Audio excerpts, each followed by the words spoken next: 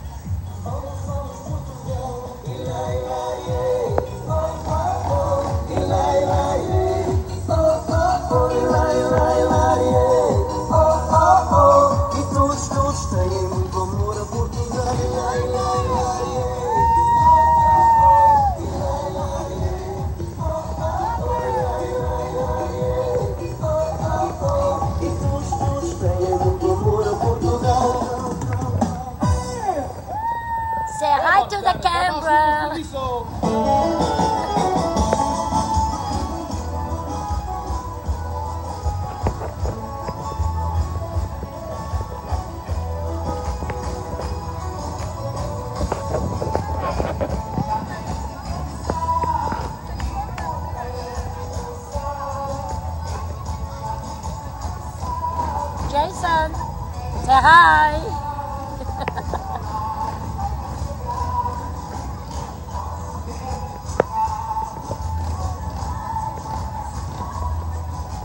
Oh, I didn't see the motorcycles. They're coming.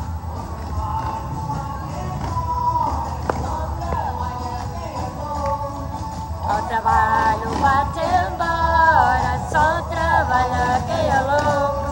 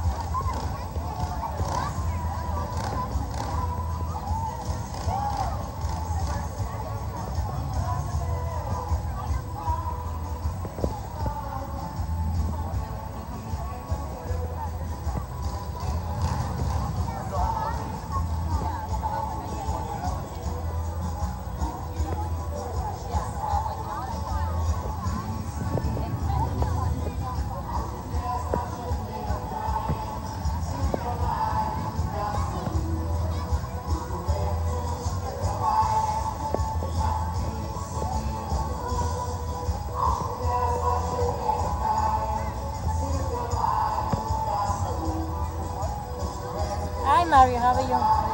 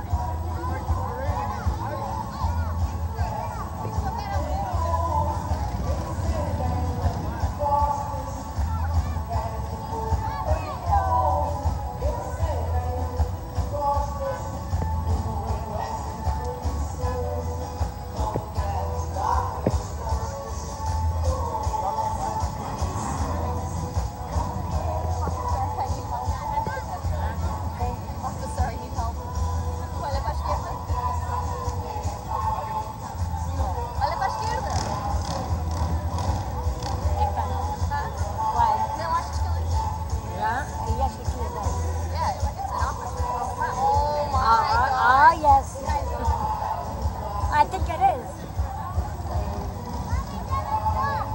See, you see the... No, it's like an officer. It's an officer. Relax. It's a big ass bus at the end. Honey, I'm an American citizen, so thank God. Oh, maybe, yeah.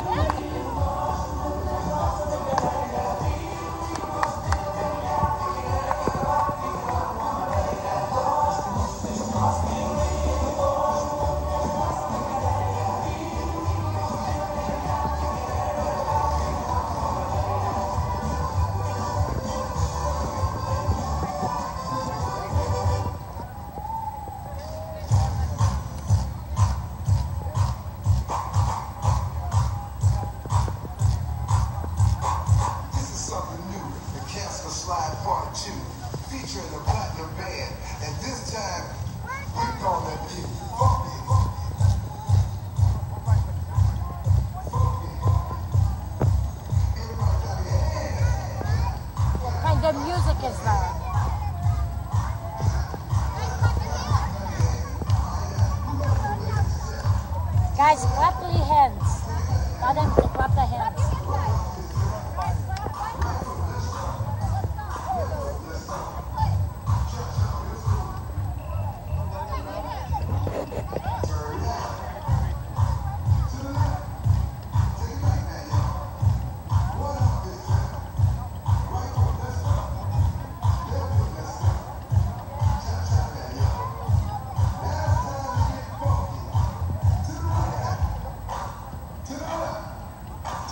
that, y'all. One hop this time. Listen, Portuguese music. Right foot, 2 steps. Listen, foot, 2 Portuguese steps. music, not Portuguese music.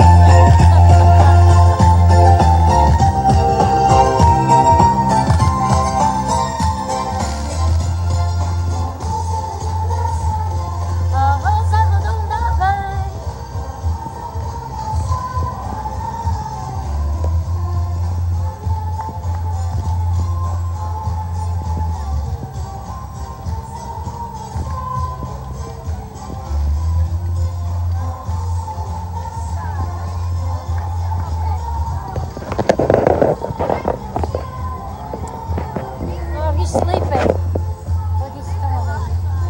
He's sleeping. No, he's still a little bit. Oh, I don't know how to. You know how to She put that knows. He's sleeping, see? Much better, yeah. Who's a skeleton?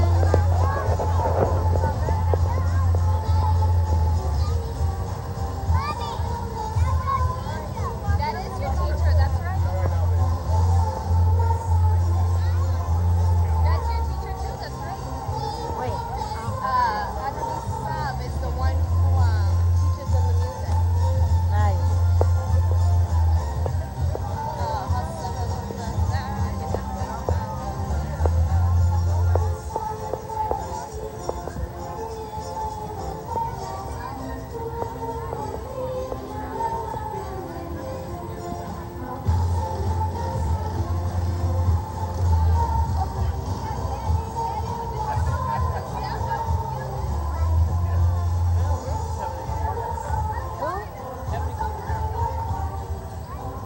They're not coming. They're supposed to, I think she's not coming anymore.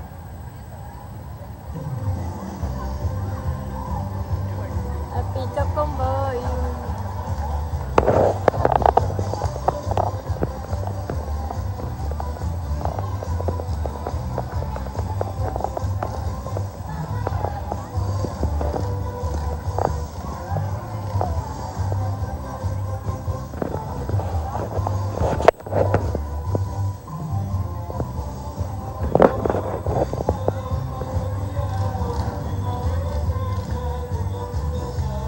Viva me baby.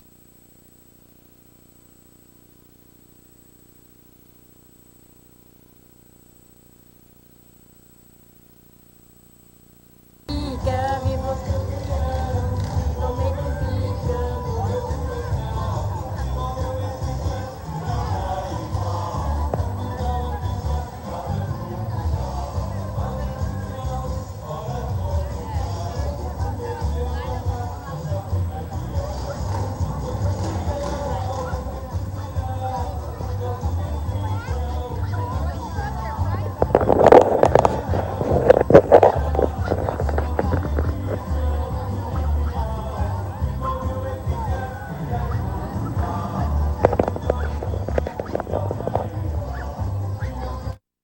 Good morning, everybody. Welcome to City Life. My name's Linda Bown. I'm going to be your host this morning. I have Bob Cox in charge of president of the Bridge Club, and my favorite charity. Well, thanks. I appreciate It's- that. It's We'll take all the accolades we can get. well, it's you have results, and I think that I think that is what more nonprofits should be able to show. It's they say they're trying to help, and I think their intentions are good, but to have a program that actually helps people, and I understand that you can't help people if they don't want to be helped. Sure. But even at that, I mean, to be able to do what you do with them and for them is, Well, I mean, we've been fortunate. I mean, the other nonprofits, I mean, everybody's well-intentioned doing, doing God's work, actually. Everybody's out there, doing what they can with limited funding and, in a time of question right now, especially with funding, everybody's not quite sure what the road ahead is going to lead to. No. So, but, keep chipping along and do the best you can with it. So it's just part of the game. yeah. This is But what it is. now you have a new building. We do. We're very excited about that. And it's actually really coming along well. We closed on it, I believe, May 20th, we closed on it, so we've had ownership of it for about 20 days. And we're on target to be, hopefully we'll have occupancy by the 27th of June. No kidding. So, yeah, that's what we're hoping on. The subcontractors have been in there every day working, and sprinkler system is coming along nicely. They're looking at completion middle of next week.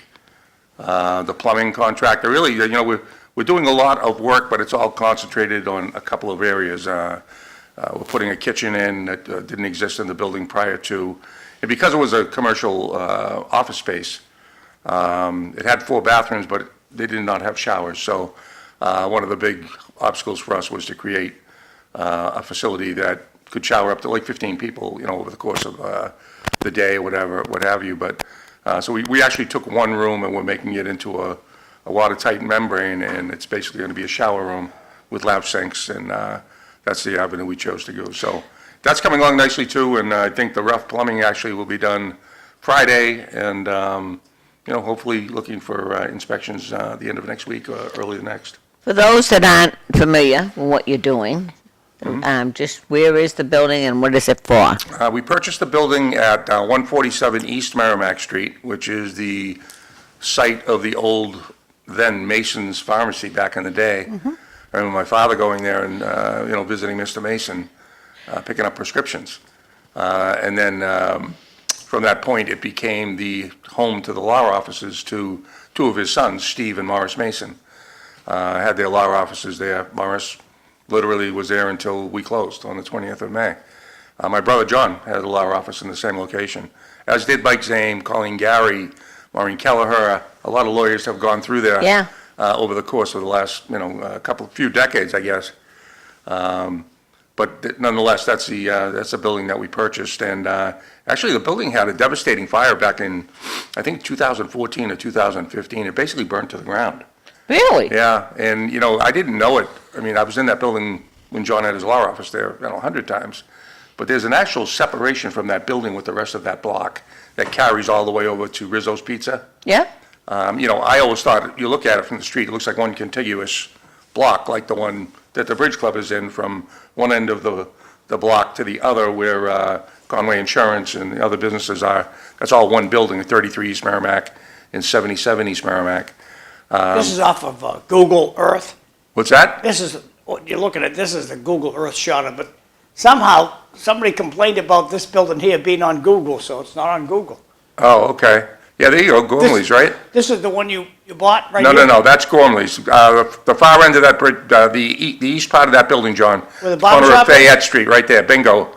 The barber shop and upstairs, yep. Those 2 floors we have. So what you're looking at right there, that's a great shot of it, John. Where the barber shop was, the backside of that room is being converted into the kitchen and laundry facility. And the front part will be living space and dining space. There are bedrooms upstairs to house, we're under contract from the Veterans Administration for 15 beds of transitional housing for currently homeless veterans, which is really cool. It's really, Now, is this parking yours? what's that again? Parking back here? Is it That yours? one is not, the one adjacent to it is, where you see that little convertible there. Go a little bit south of where you're, yep, that adjacent parking lot for 14 cars belongs to us. Okay, Yes. good. Yeah. Wow. So there Okay. is parking there, So for staff, that'd be good, and residents. yeah. And what's this little building, that's yours too, or no? No, that's actually the receiving dock for Rizzo's Pizza. Okay. That's where they get their deliveries and, Tasty stuff in there.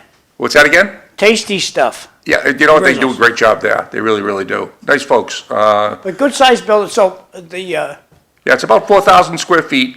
but Morris, Mason, is he still gonna be in there? No, he's gone. Okay. Yeah, he's completely out of there now, so. Okay. Yeah, it's interesting because, the proximity to the Bridge Club is great. I mean, it's, a couple hundred yards away, so the behavioral health, mental health services are there, and interestingly enough, under contract, we are providing not only the housing for the individuals, but also 3 meals a day. So, Now, is there an elevator in there too, or no? there's a lift, there's it's only 2 floors. Yep. And in Morris, when they rebuilt the building, literally, that building was right down to the ground. And unfortunately, when they had the fire, it had a full basement, and Morris chose to fill it in, so it's on a slab now, which created some issues for plumbing and heating and some of the renovations that we had to do. But nonetheless, it's on a slab, but everything you see there from the ground up is all brand new. So we have that front piece, and then the second door, which is off to the right, there you go, and that office to the right there, that is still in the same similar window pattern. Yeah. Where the white continues down there. Yeah. That's also part of our property. So that's administrative offices right inside that office there. So everything, as far as living space, will be housed basically on those, right in that central area And that it's you're right looking across at. from Immaculate Conception Church. So Yeah, it's just a great, you know what I reference mean? point. And spoke to Father Sinella over there, and hopefully some of the veterans will be able to work at the parish and help the parish along in its mission. And also the Lowell Memorial Auditorium. I was with Peter Lally last night, and we're signing an MOU today to make some employment opportunities at the auditorium available to these gentlemen that'll be housed in this building. Wow, that's great. Yeah, it's pretty exciting. So there's a lot of doors that are going to be open for these people, and literally these people are coming in with nothing. I mean, they're homeless. They just they have to be vetted through the Veterans Administration in Bedford. They will, ensure that their eligibility is there, and then it's it's up to us to make the resources available, whether they take advantage of them or not. Is up to the individual, but we're going to be having, opportunities that we currently offer, employment opportunities, vocational training opportunities. I mean, we have scholarships available to these people through a separate federal grant through the VA, that if they want to become a recovery coach, we can train them right in the building. We do recovery coach training in the building. Or if they'd like to take advantage of the culinary program, it's very interesting how this culinary program is going to be coming around because, as I said, we're in week 6 of the pilot program, which was funded by the Parker Foundation from Lowell. Obviously, do a tremendous amount of work in Lowell. And actually, I'm really proud to announce we just received last week notification that we were awarded a Cummings grant for the continuation of this program for 3 years. So the culinary program has the foundation it needs, fundamentally to carry for at least the next 3 years, which is great. And we were banking on that. We hoped it was going to come to place, and sure enough, it did. So we're very happy about that. But this culinary program has really, really gained some steam because literally the Massachusetts Restaurant Association is reporting that that 65% of the restaurants in Massachusetts are down at least one line cook, minimum one line cook. That's a lot. I mean, a line cook is a cornerstone of a restaurant Yes. operation, and that's exactly what this culinary training program is targeting, that we'll be producing, every 8 weeks, we'll be producing up to 12, maybe even 14 if the class size requires it, line cooks that is coming out with OSHA 10 certification, Serve Safe, an allergen certificate, a chef coat, and also a set of professional chef knives upon graduation. So they can walk into any restaurant and hit the ground running and make a difference on day one, where there's usually a significant training, curve, especially someone who hasn't worked in the restaurant industry before, or somebody just needs a job and you're grabbing a warm body to fill a spot.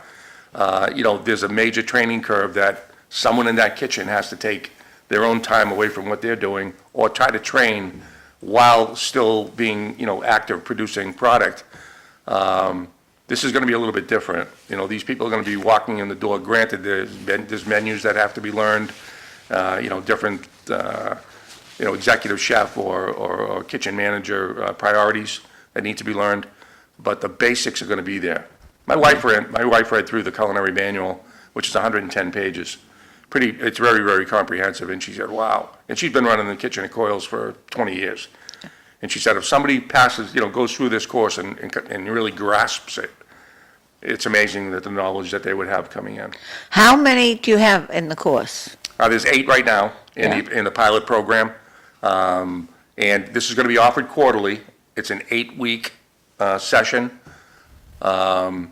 And we can, the way the kitchen is set up, we can accommodate up to 14 in a class. Comfort zone is probably 10. But 8 works great. I mean, it doesn't, it's the same curriculum no matter what. But the interesting part of this is that now that the word is out and some of the local restaurants are taking notice, because the way the structure of some of the grants we have, and we're very fortunate because we're able to basically use grant funding from each of our grant sources to possibly aid this program. What I mean by that is one of our state grants, for example, allows us to pay for apprenticeships. So a program that we had started with our veterans program back in early 23 was we had apprenticeship funding available to us from the federal government, from the Department of Labor. So we were going to employers, potential employers, and saying, you hire one of our veterans, you hire a veteran from us. It's called a Hire a Vet program. We will pay you $10 an hour towards their hourly rate, providing you match it, to give that person a starting rate of $20 an hour. And we'll carry that through the first 90 days. And we'll guarantee that 90 days. If the person doesn't work out, they don't work out. But if they do, the goal is at the end of 90 days, if they're, a satisfactory employee, to hire them on at that minimum of $20 an hour. And we supported that through the availability of transportation also to and from work. Oh. So, for example, Peter Jarvis, my landlord, took advantage of that. And a gentleman came in, just happened to be, guy was probably in his mid-30s or whatever. And he was talking about going to CDL training. And I was, I had some time and I was talking to him and I said, CDL, something you really want to do? And he's like, not really. I'm actually a mechanic by trade. I work for some dealerships down in the South Shore before I got, prior to me going into the military, and before he got jammed up on with addiction.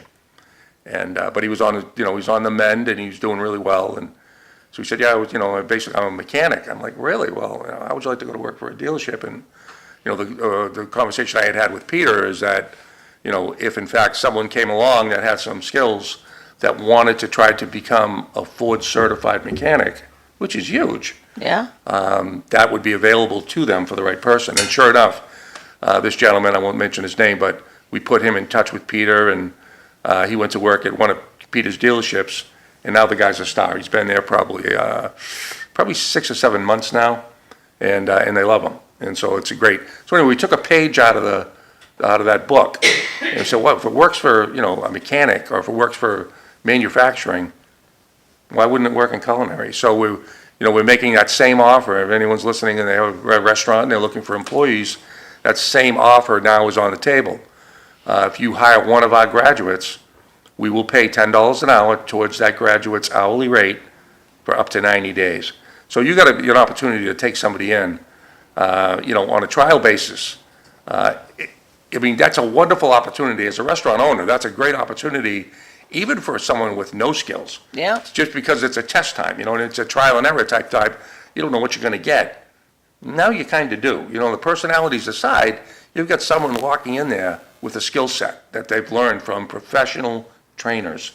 The trainers, let's talk about that for a second. I mean, you could not have 2 more qualified people running this program. I mean, we've got Michael Riley as the program director. He's the culinary director for the vocational training school. That's what he does every day for a living, is to train people, students, and he's a great guy, a great kid, and does a wonderful job. Takes it very serious, dedicated hard worker.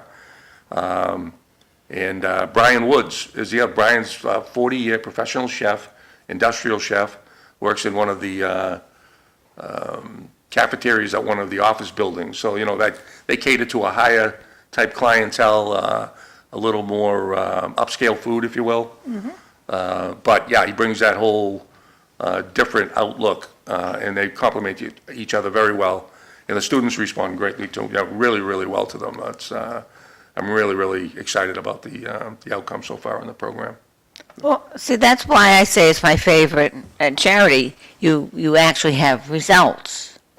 But, for years I keep hearing, we're going to build apartments for veterans, we're going to do this. And it sounds good, and they get the foundation, or and then you don't see the results. Yeah, well, I'm not saying it's easy. Right, yeah, nothing's easy, right? No. If it's worthwhile doing, but, we were told by the city, well, by Rita. Rita actually did some research, and there hasn't been some veteran initiatives over the last, 10 or 15 years. For example, what comes to mind, the Varnum School was converted over. It was a private entity that did it.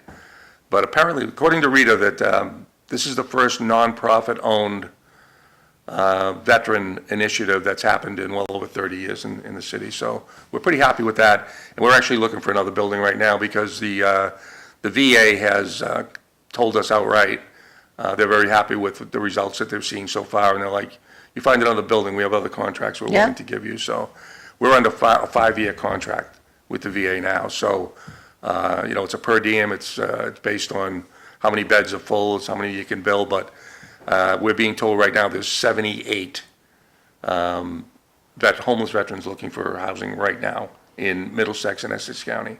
Yeah. That'll be beneficiaries right. of this program. They're actually looking and willing to make the commitment.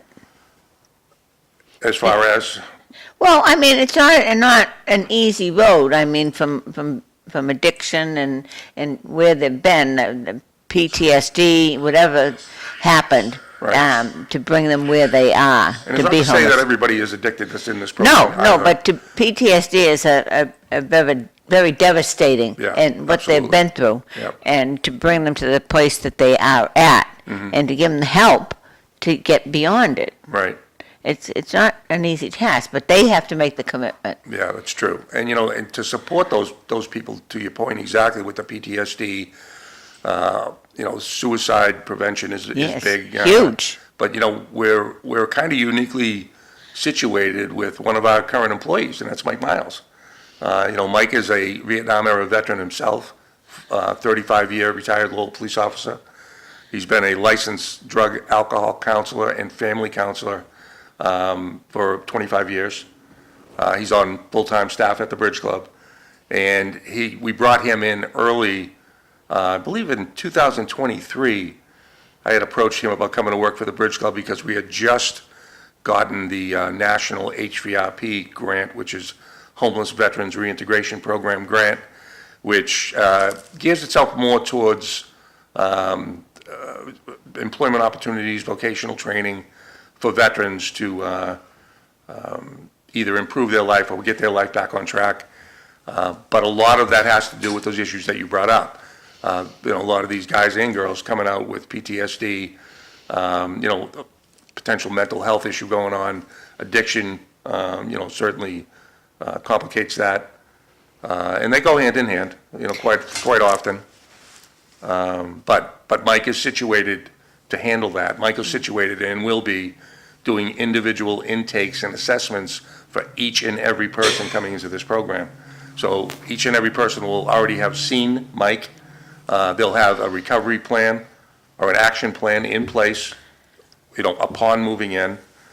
So we're ready for it. We're geared up for it, and I think we have the resources that we need to help these people, put their lives on track. Hey, Bob, I'd like to take a couple of minutes and just explain to the audience what the Bridge Club does. That's a good question. It's changed quite a bit since 2018, but Then I'm going to talk about some of the I the know. classes that Well, you the have. basic, our basic mission statement was and still is to provide recovery services to people who are facing addiction issues in and around Greater Lowell. That's our bottom line basic mission statement. That has grown immensely since we opened, and it's basically because we've been kind of adapting to the issues that we fall into. Early on, I be honest with that, and it was almost a setup. I will say, a gentleman showed up at the Bridge Club. I'm going to say this might even have been pre-COVID. This might have even been like January or February of 2020. And this guy showed up, and he was obviously high or extremely intoxicated. He could not speak a lick of English. And it was myself and 3 or 4 other people there. None of us had any clue. The guy was asking for help, begging for help, and we couldn't help him, and we had to send him over to the hospital. And I don't even know if they, it would have taken somebody, a translator of some sort. Gentleman, well, he wasn't a Southeast Asian gentleman. It wasn't, certainly wasn't Spanish, Hispanic rather, but I'm guessing he was like Japanese, Chinese. No disparaging remark on that. I'm not really sure what he was, but this poor guy, and when we finally got him to the hospital, we came back and it's like, you look at the diverse populations in and around Lowell. I mean, we're pretty diverse. Yep. And there are a lot of the communities that still value the ability to speak their native language in their homes. The Portuguese, you mentioned the Portuguese, earlier, certainly the Southeast Asian community, the Cambodians. I mean, Gordon Halm's group, the African community. I mean, honestly, the 365 countries in Africa, and they speak, God knows how many languages, but Gordon's group speaks Swahili, So we're like, we need to address this because this is like early on. What's going to happen if this continues? So we went to the CMA, Cambodia Mutual Aid. We went to Gordon Halm. We went into the Hispanic community. And we said, you find us somebody who is either suffering from addiction on the mend or has a family member who has that empathy towards it that is bilingual. And we'll be able to train them in recovery coach services in English. As long as they can learn in English, we can train them the skill set that they need as a recovery coach that they can then bring into their own communities. That took a few months or maybe even a year to get into place, but that's been in place since 2021. That happened over COVID. That was one of the things that we kind of found something to make ourselves useful during COVID, and it blossomed. And it's now, it's part of the everyday fabric of the Bridge Club, is where if somebody comes to work at the Bridge Club, it's mandated that they become a recovery coach. The reason being is that we cross-utilize all the employees, so we provide transportation, for example. 7 days a week, we drive people to and from work, to Amazon, to Restaurant Depot, to wherever employer we are hooked up with. But during that ride to and from work, they could be talking about the Red Sox one day. The next day, it could be, wow, I had a bad night last night, I was picked up. That person, that driver, is equipped with the skills they need to deal with that situation right there and there in the car as the driver, which is it's unique. But it's really, really been beneficial, and I can't tell you how many times it's come in really, really handy for people. The coaches talk about it all the time, report it all the time. Yeah, I ran into a situation with, Joe Schmo was telling me that he had a problem with his wife last night and, picked up a bottle and almost drank it, but he remembered we had that discussion, so we furthered the discussion on the way to work this morning, and it's been really, really helpful. So Bob, I got your website up here. My favorite page to showcase when you're here is this one. All of the different programs that you have, and you guys have something 7 days a week. We're open 7 days a week, as early as 6 a.m. I do a meeting on Friday mornings, so I can't be with you on Fridays, John. Yep. And that's been going on since January 1st of 2020. We started the 6 a.m. meeting. It's called Serenity at 6. And, it's all well attended, but it's there if people need it. There could be 2, 3, 5 people in that meeting. And it's not so much about how many people are in the meeting. It means that the importance is that it's there if one person needs it. Right. I can't tell you how many times 6 a.m. people are coming home.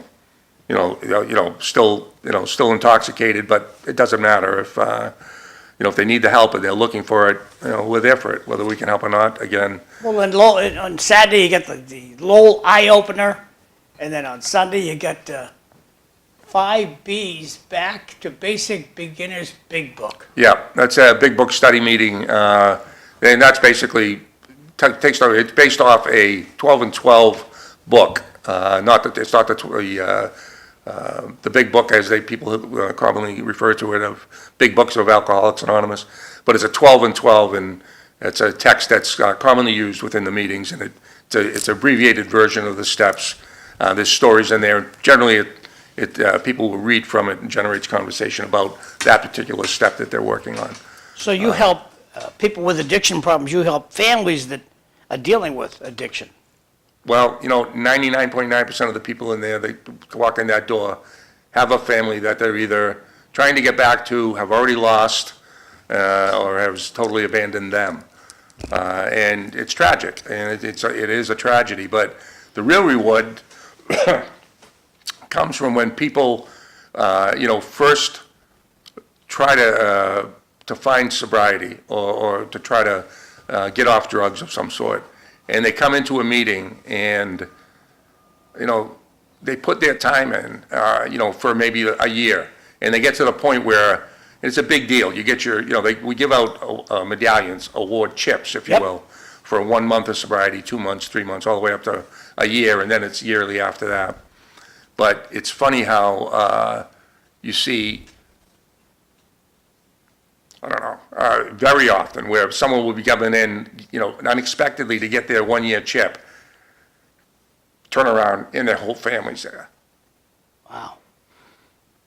Fantastic stuff. It's pretty cool. It's pretty cool to witness because it's that a moment of, Wicked big deal. it's a It's huge, a wicked big deal. To be sober for 1 year And the effect it has on everybody around and them. to turn around and see your family's there. yeah, it's crazy. Yeah. It's amazing to watch. And the stuff that, the forgiveness that's given at that point, and not completely acceptance because, that trust is tough to get back. That's, that, because too often, over the course of people through the years of addiction that they've put, their family, in my case, wife, children, whatever the case might be, it takes, don't tell me, show me, you know what I mean? And that's the attitude, and rightfully so. I mean, it's, can only be said, I promise I won't, so many times.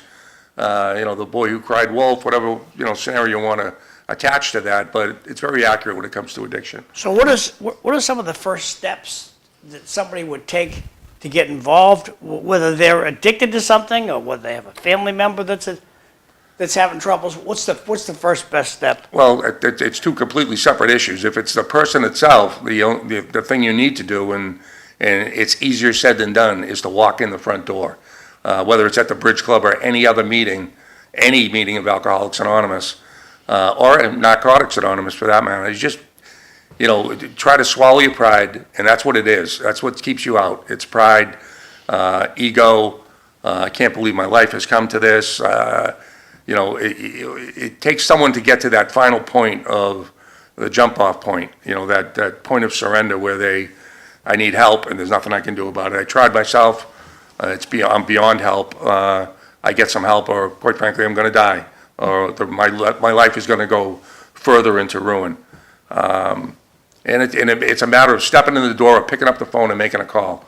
I mean, it's amazing the stories you hear, how an unlikely situation may have occurred where, someone all of a sudden bumps into someone. They're looking for help. They're thinking in terms they need help.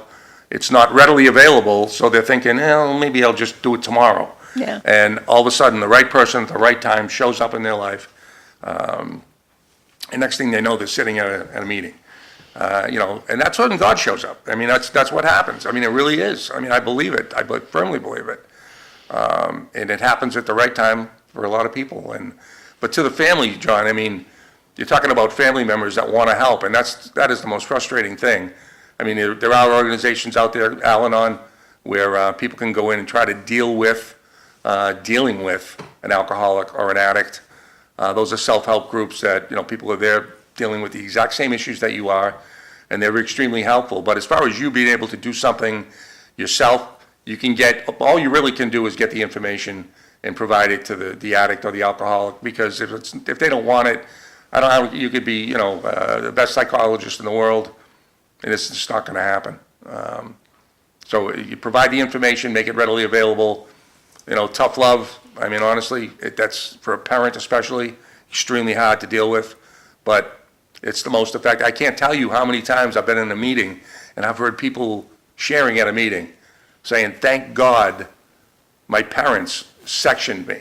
Now, Section 35 would be where a relative or a friend, someone who has a close association with someone and thinks that they're either going to hurt themselves, commit suicide, hurt someone else, can sanction the court to have them sectioned. And basically what that is, you have to go to the courthouse, and it's a tough thing to go through, because the person doing it feels like they're betraying that person. They're, letting them down, and, but that's to the point where people realize there's nothing they can do. You're absolutely helpless when you're dealing with someone that's facing addiction. As far as making a change yourself, you absolutely cannot do it. All the love in the world will not change an addict or an alcoholic. Well, I'm up at a restaurant, and the guy says, "Hey, you got a minute?" I said, "Yeah." So, talking to the guy, I said, "Can we go talk someplace?" I said, "Yeah." He said, "I watched your show with Bob Cox on it." And this guy's a politician. I know everybody would know this guy if I said his name. And he said, "I went down for some help." And he said, "You're too popular." He sent me to Manchester, which I think was a genius thing to do. I'm sorry, I missed what you said. You sent him to Manchester, New Hampshire for help, Oh. rather than trying to get help here. And I just, big feather in your cap, because the guy couldn't go get help publicly around here. He wanted to keep his reputation. Yeah.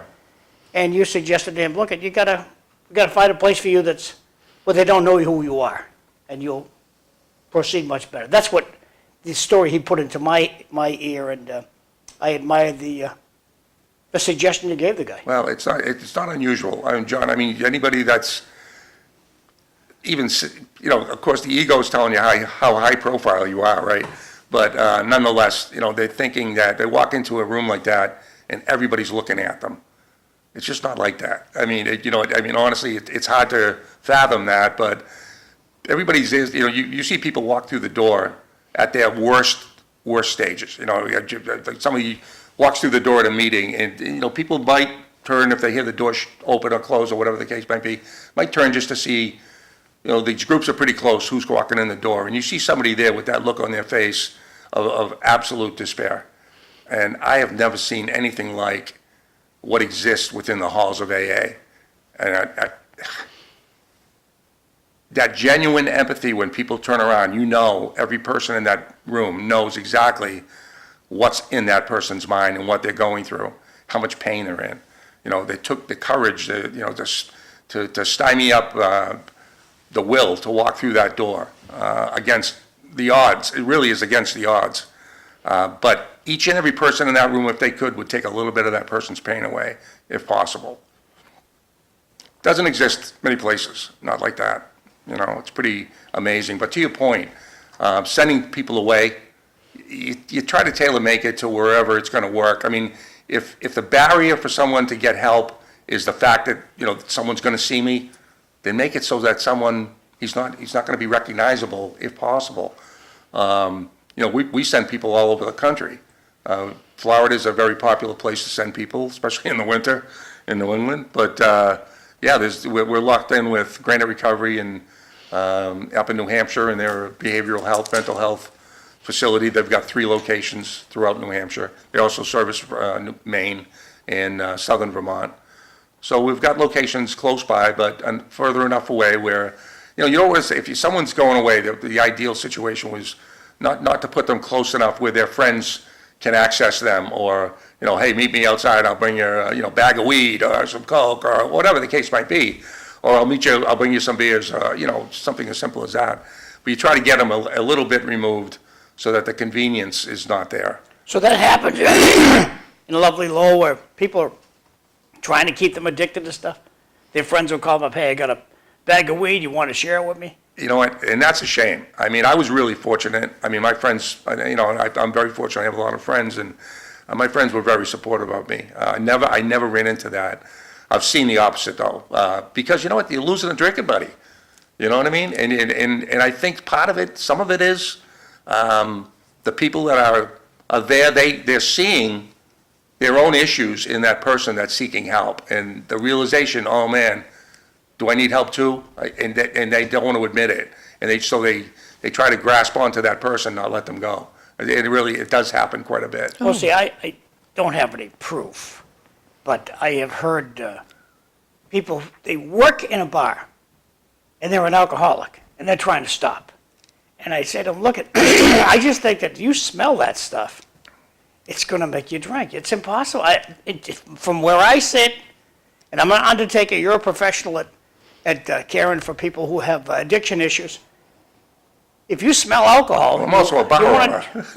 you want to drink it. Well, that's, you know, that, I'm Is there sure any that's truth to true in that, a do you lot of think, or cases. what do you I'm sure that's true in a lot of cases. I mean, and I'm no different than anybody else, and I'm not saying that, but I mean, I'm around it all the time, not so much anymore, but I was around it all the time, which kind of led to my problem coming to a head.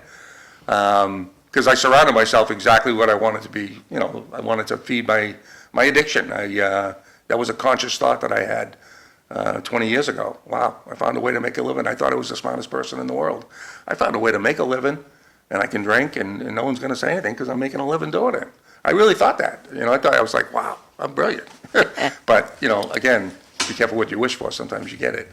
But to your point, I mean, a lot of the industry is riddled with drugs and alcohol, gambling, the restaurant industry, because of the hours. A lot of times the celebrations, the festivities that happen around the holidays, the restaurants are working. Those groups of people become close. They party together, for lack of a better term. The restaurant industry is just riddled with addiction. Now, speaking of gambling, have you moved into people who have gambling problems to try to help them? Do you have any programs? We have. There's been a lot of groundwork laid. The meetings haven't progressed as quickly as I would have liked, but we're working on it. Okay. It's available there. People can call, and they can certainly be directed. If we can't help them there, we can certainly direct them in the right area. That's a problem that's just going to get worse. And now you're going to get it on your phone pretty soon. Yeah. Oh, yeah. I can see this becoming huge. Yeah, it is for sure, yeah. It's a sleeper because nobody sees it. Well, I don't know how you can't see it with the DraftKings and all these other No, advertisements. but people around them don't see it. Yeah, it's, as far as the addiction, privacy. yeah. And the government's not going to stop it because they get tax money. Oh, absolutely. Yeah. Well, I mean, look at the lottery. I mean, the money that the lottery makes, and they get around it by, and believe me, I was a lottery agent too. We had a lottery license for all those years, but, they get around it by supply, we're going to give you money for the schools, cities and towns. So, people support it, So- we're thinking, okay, well, they're going to get something back for it to help the school systems.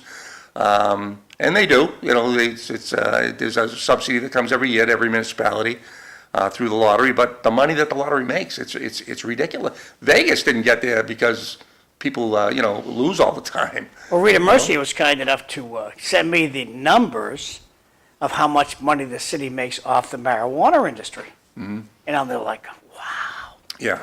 And they don't even talk about, we took in millions of dollars from people's, I think they get like 3%, and they took in millions. Yeah.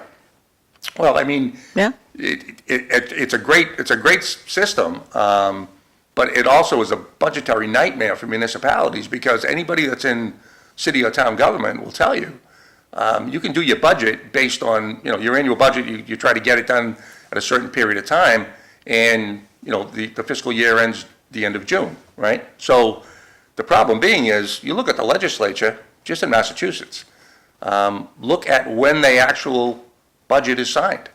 I mean, it's supposed to be the end of June. I mean, the last few years, they're carrying that thing into July, into August. So the cities and towns, they can't budget. I mean, you look at budgeting for the school year, for example, coming up, and, Eileen Del Rossi can tell you the same thing. I mean, or Bob Hoey or any of the school committee related people. You're sitting there trying to do a budget based on a hypothetical number from the cherry sheets that are coming from the state. This is what we got last year. We hope we get this much. But if they cut it, and it speaks directly to your people's spending and stuff. So it's a great resource, and it's a much needed resource, but it's a nightmare budgetarily, for cities and towns. I was on the board in Drake, we ran through it every single year. Dennis Peendeck, be pulling his hair out, not just trying to budget around Well, cities and towns have a bad habit of, we have to spend every dime we get. We have to, every they find, look, I found a penny and draw, spend it. It's a bad habit. Oh, it's against the law, we can't save it. Other communities find a way to. No, that's not true. Sock it away. The free cash is a huge thing. I mean, in Drake, I know Dennis was an expert at it. Dennis Peendeck was an expert at it. And Vandal was very good with it too. But the free cash, speaks directly to your bond rating as well. So, I mean, it shows the fiscal responsibility, that's like your own savings account, right? I mean, your own credit. You're looking at, the big picture, how fiscally sound is that municipality? What's their free cash? And it directly speaks to the bond rating and affects the rate that you're paying on money that you borrow. I mean, it's not rocket science, it's just facts. But so, I mean, it's a big deal. It's a big deal to be able to have that free cash, have that savings account. You hear people talk free cash, and it was like, what the heck is free cash? What does that mean? It's a savings account for any city or town. That's all it is. There's nothing more complicated And than most that. municipalities. What's blow that? it. Most municipalities will blow that dough. It's available to blow, and the temptation is there to, to put a fire out in one program or another. But again, a fiscally responsible city manager or town manager looks at that, how that's going to affect our bond rating, what that's going to do in the long run to us. Is there another way to finance that issue? But, I mean, I'm not a financial expert on municipalities, but I know that much, and I know the bond rating is hugely important when it comes down to borrowing money. Beverly's watching this morning. Oh, good morning, Beverly Anthes. Nice to see that you're watching. I have my Chico shirt on, she'll notice. Anyway, going back to the gambling addiction, I'm concerned particularly about they gamble on almost anything, but now that it's online and the state has gone online, it's the temptation. It's one thing when someone has to get up and get dressed and go to the drugstore, whoever has the Keno and play it. It's another thing if you can just sit in your house and do it. I think that goes back to the old closet drinkers. It's probably not a bad analogy to draw on that. And it's funny because you say that, and I've been very fortunate to have purposely avoided that. I just won't do it. I won't gamble online. I haven't done it.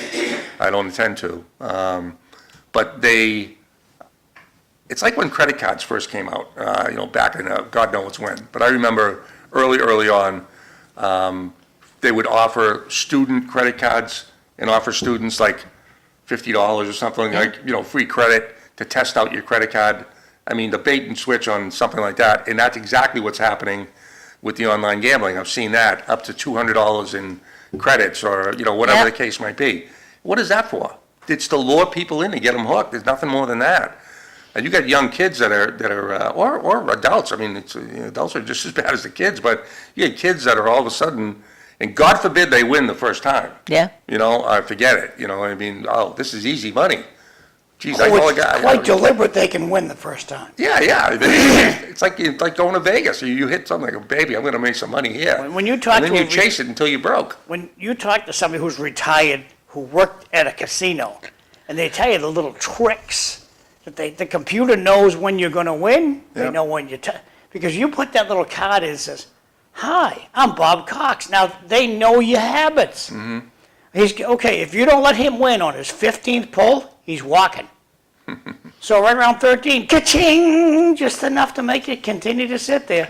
The computer knows. Yeah, it's crazy. It's crazy. And I mean, like I said earlier with Vegas, they these opulent casinos, the local ones. I mean, even the one down in Everett. Oh, I mean, beautiful place. They're there because people lose money there. That's why they're there. I'm a sore loser. My wife, really, she loves to gamble. I'm a sore loser. I go down for the eye candy. That's the only reason I'll go with her. Yeah, I'm not good with giving up my money. And the Nash is nice. Up in Yeah, Pheasant how Lane is the Mall? restaurant? You went to the restaurant? Every time I go up there, it's not open. Oh, So Which one's that, John? The Nash, they have a steakhouse in the Nash. Is that the one in the mall? That's the one at Pheasant Lane, Yeah. the new one. And we went up there, Ellen and I went up there one night, and she loved it. It was a great time. She says, it's a little too close. I'm sticking with Foxwoods because yeah. it's too close. Wow. yeah.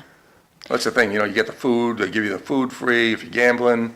Foxwoods, you drink for free, and, they know what they're doing, obviously. They're not there by accident. Well, they know that, again, when you shove that thing in the machine, it tells the management that Bob Cox is sitting there and he likes a beer. Bob Cox is sitting here and they know who's playing what machine. And all of a sudden, they walk up to you and somebody hey, would you like a beer? How'd you know I like a beer? Yeah, The computer knows. yeah, it's amazing, Yeah. crazy. But it is bad, and I don't think people think of it as an addiction, and it really is. And it, Oh, without question. just like anything else, like whether it's drugs or alcohol, it destroys families. I mean, absolutely. I mean, it's just time and time again, there's more stories out there. And you know what, the funny part of that is it's not uncommon for alcoholics or addicts in recovery to look for a substitution. So all of a sudden you see people who are, Pick up another bad habit. Well, yeah, you'd see some people at a bar or whatever, and all of a sudden you see them at store 24 scratching tickets, Yeah. and it's true. I mean, that addictive behavior doesn't leave because you No. get sober. It's part of No. it's embedded in They you. smoke or they do something Yep, else. yep. Yeah, they chew gum. They do replace it with something else. I mean, coffee, or whatever it is, water, those are the good things, but yeah, it's not uncommon for someone to fall into gambling or, Now, going back to the Bridge Club and this new house that will house, because I think that's, it should for most people be a sensitive spot to see veterans that are homeless. And I think starting with Vietnam,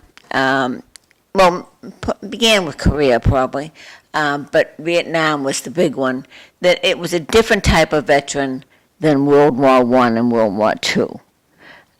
It wasn't, World War I and World War II, they went in, everybody supported the war, they came home, everybody greeted them. Vietnam, they spit at them. And it was, so they have a different, and they didn't end up, because of, I think, what happened to them when they came back, and what they saw. It wasn't like a war that you just confront an enemy. It was an insidious guerrilla warfare that I don't think we were used before to. my time, And, and you went on, and you have Afghanistan, you have other ones. What they see, it's hard to empathize because we can't even envision that type of an enemy. Mm-hmm. We all knew who the enemy was in World War II. You didn't know who they were because you were seeing them in the street buying, fruit from them in the daytime, and at nighttime they were coming around trying to kill you. Yeah, I mean, nonetheless, the people are coming home, whether it's, from overseas now or, we're still getting people that come through Vietnam era. Oh. And you know what, believe it or not, a very select few, World War II is still around. These guys are in their, upper 90s. Yeah. Korea, same thing. But they're around, they still come in and, God bless them, they're still up and running and, but, they still know they need their medicine, they need their help, they need And their that's why they're up and support. running. That's right, yeah. Because they did see the light, and But nonetheless, they've still got that veteran status opens up a world of support to them. So, and it's a matter of, again, taking advantage of it, stepping up and asking for help. But you need to you've stepped into that spot, though, to be able to help them know how to get to it. I compare to people, going to the doctor, you have to be your own advocate these days. Well, same thing in what but you're able to help them become an advocate. You're the advocate for them. Well, a lot of like I said earlier, the people that were for this home, and again, we've yet to encounter them because we haven't met them yet. But these people will be thoroughly vetted through the VA. All their credentials will be checked. It's pretty stringent. It's not like somebody can walk in and BS their way in there. It's not going to happen. Active DD-214, discharge conditions have to be, a certain way. And again, I'm not a military person, so I'm not talking from experience here. I'm parroting what I was told, what I've learned.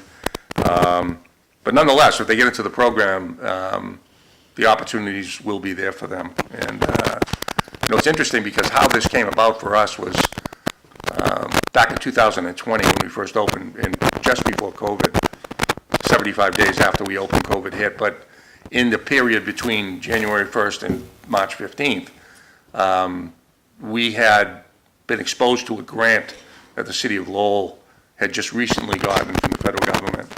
And it was an opioid recovery grant. I guess Trump, in his first term, had set up a bunch of money aside for recovery, and it had filtered down to the municipalities. Lowell ended up with $2.7 million in funding for early recovery from opioids.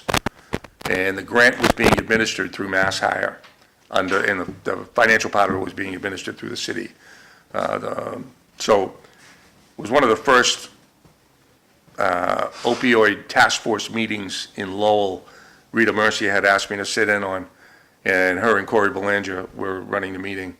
And two representatives from Mass Hire came in to the first meeting I was at and announced that they had just acquired this $2.7 million, and they were looking for employers to take these people on, just to give them a job. They didn't even care what the job was. They just wanted these people getting into the habit of going to work every day, being on time, being held accountable. But it was a flat rate, 40 hours, no benefits, and it was only during the time for the grant. And I think the time frame for an individual was up to a year. So we had just, we were just about to open, I should say. So this was probably in the fall of 2019. And we had, when I tell you we had no money, we had no money. So I'm listening to this narrative saying, hey, we have people, it doesn't even matter what they do. So I went up to them after, it was Tim Hovey and I think it was Katie Gentile from Mass Hire, were the two reps that were putting on the presentation. I said, listen, we were opening this bridge club, blah, blah, blah. I need people to run meetings. I need people to answer the phones, to clean. Hey, yeah, you can take people there. So we ended up with 9 people, 9 staff members in January of 2020. 4 of them were veterans. So the outreach people from Bedford were coming up to visit these recovering addicts or alcoholics who were veterans at the Bridge Club. And I got to talking with one of the caseworkers one day, and I said, well, if we weren't here, where would you be meeting these people?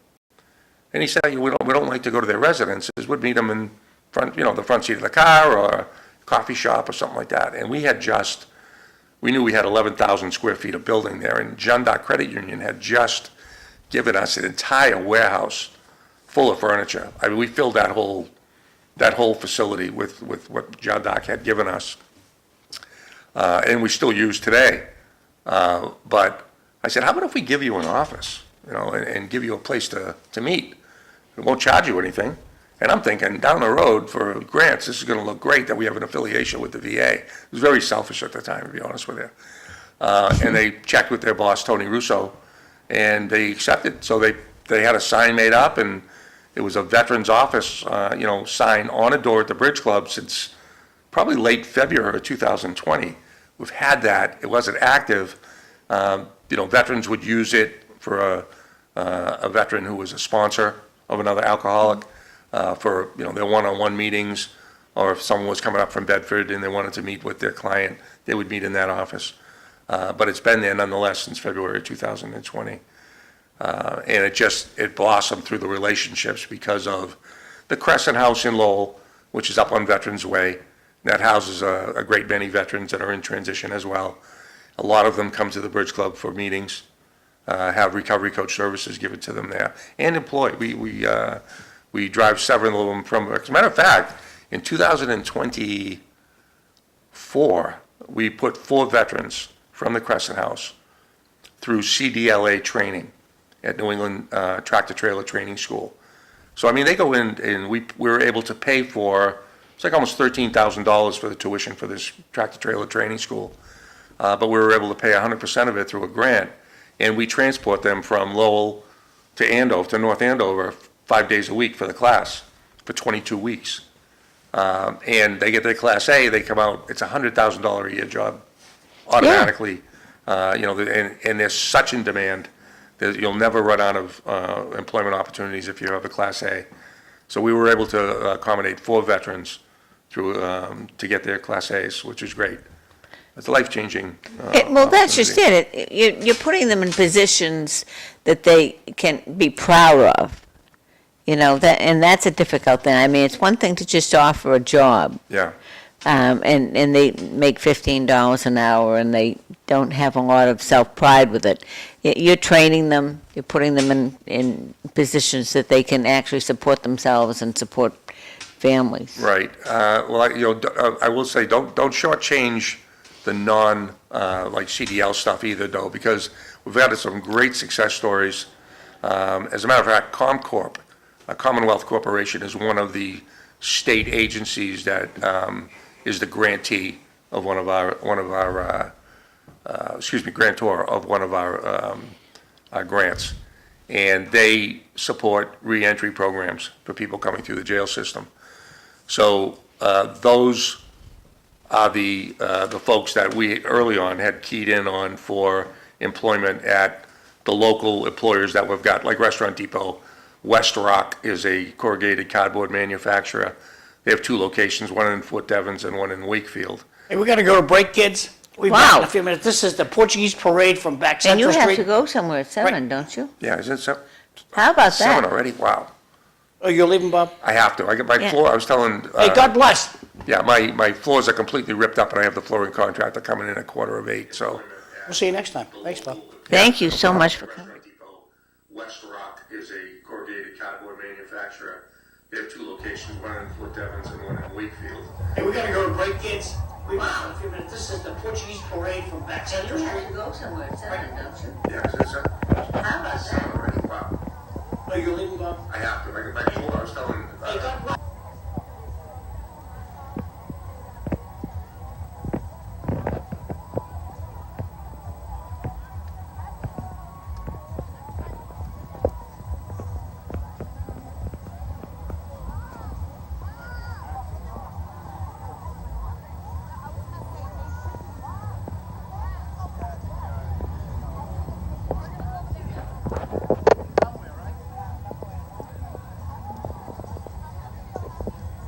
You think they're gonna have room for everybody there? I don't think so. Just pinched stinky last night, but I'm gonna eat next to my son. I can tell you that. I know. I'm gonna park the wagon though. Hey, be careful, honey, be careful. Debbie, hop up there, please.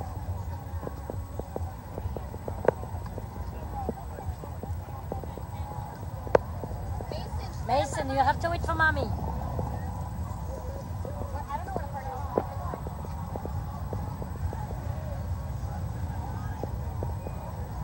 All right, Jason. You're gonna help me bring this up here. I can help. Okay, thank you.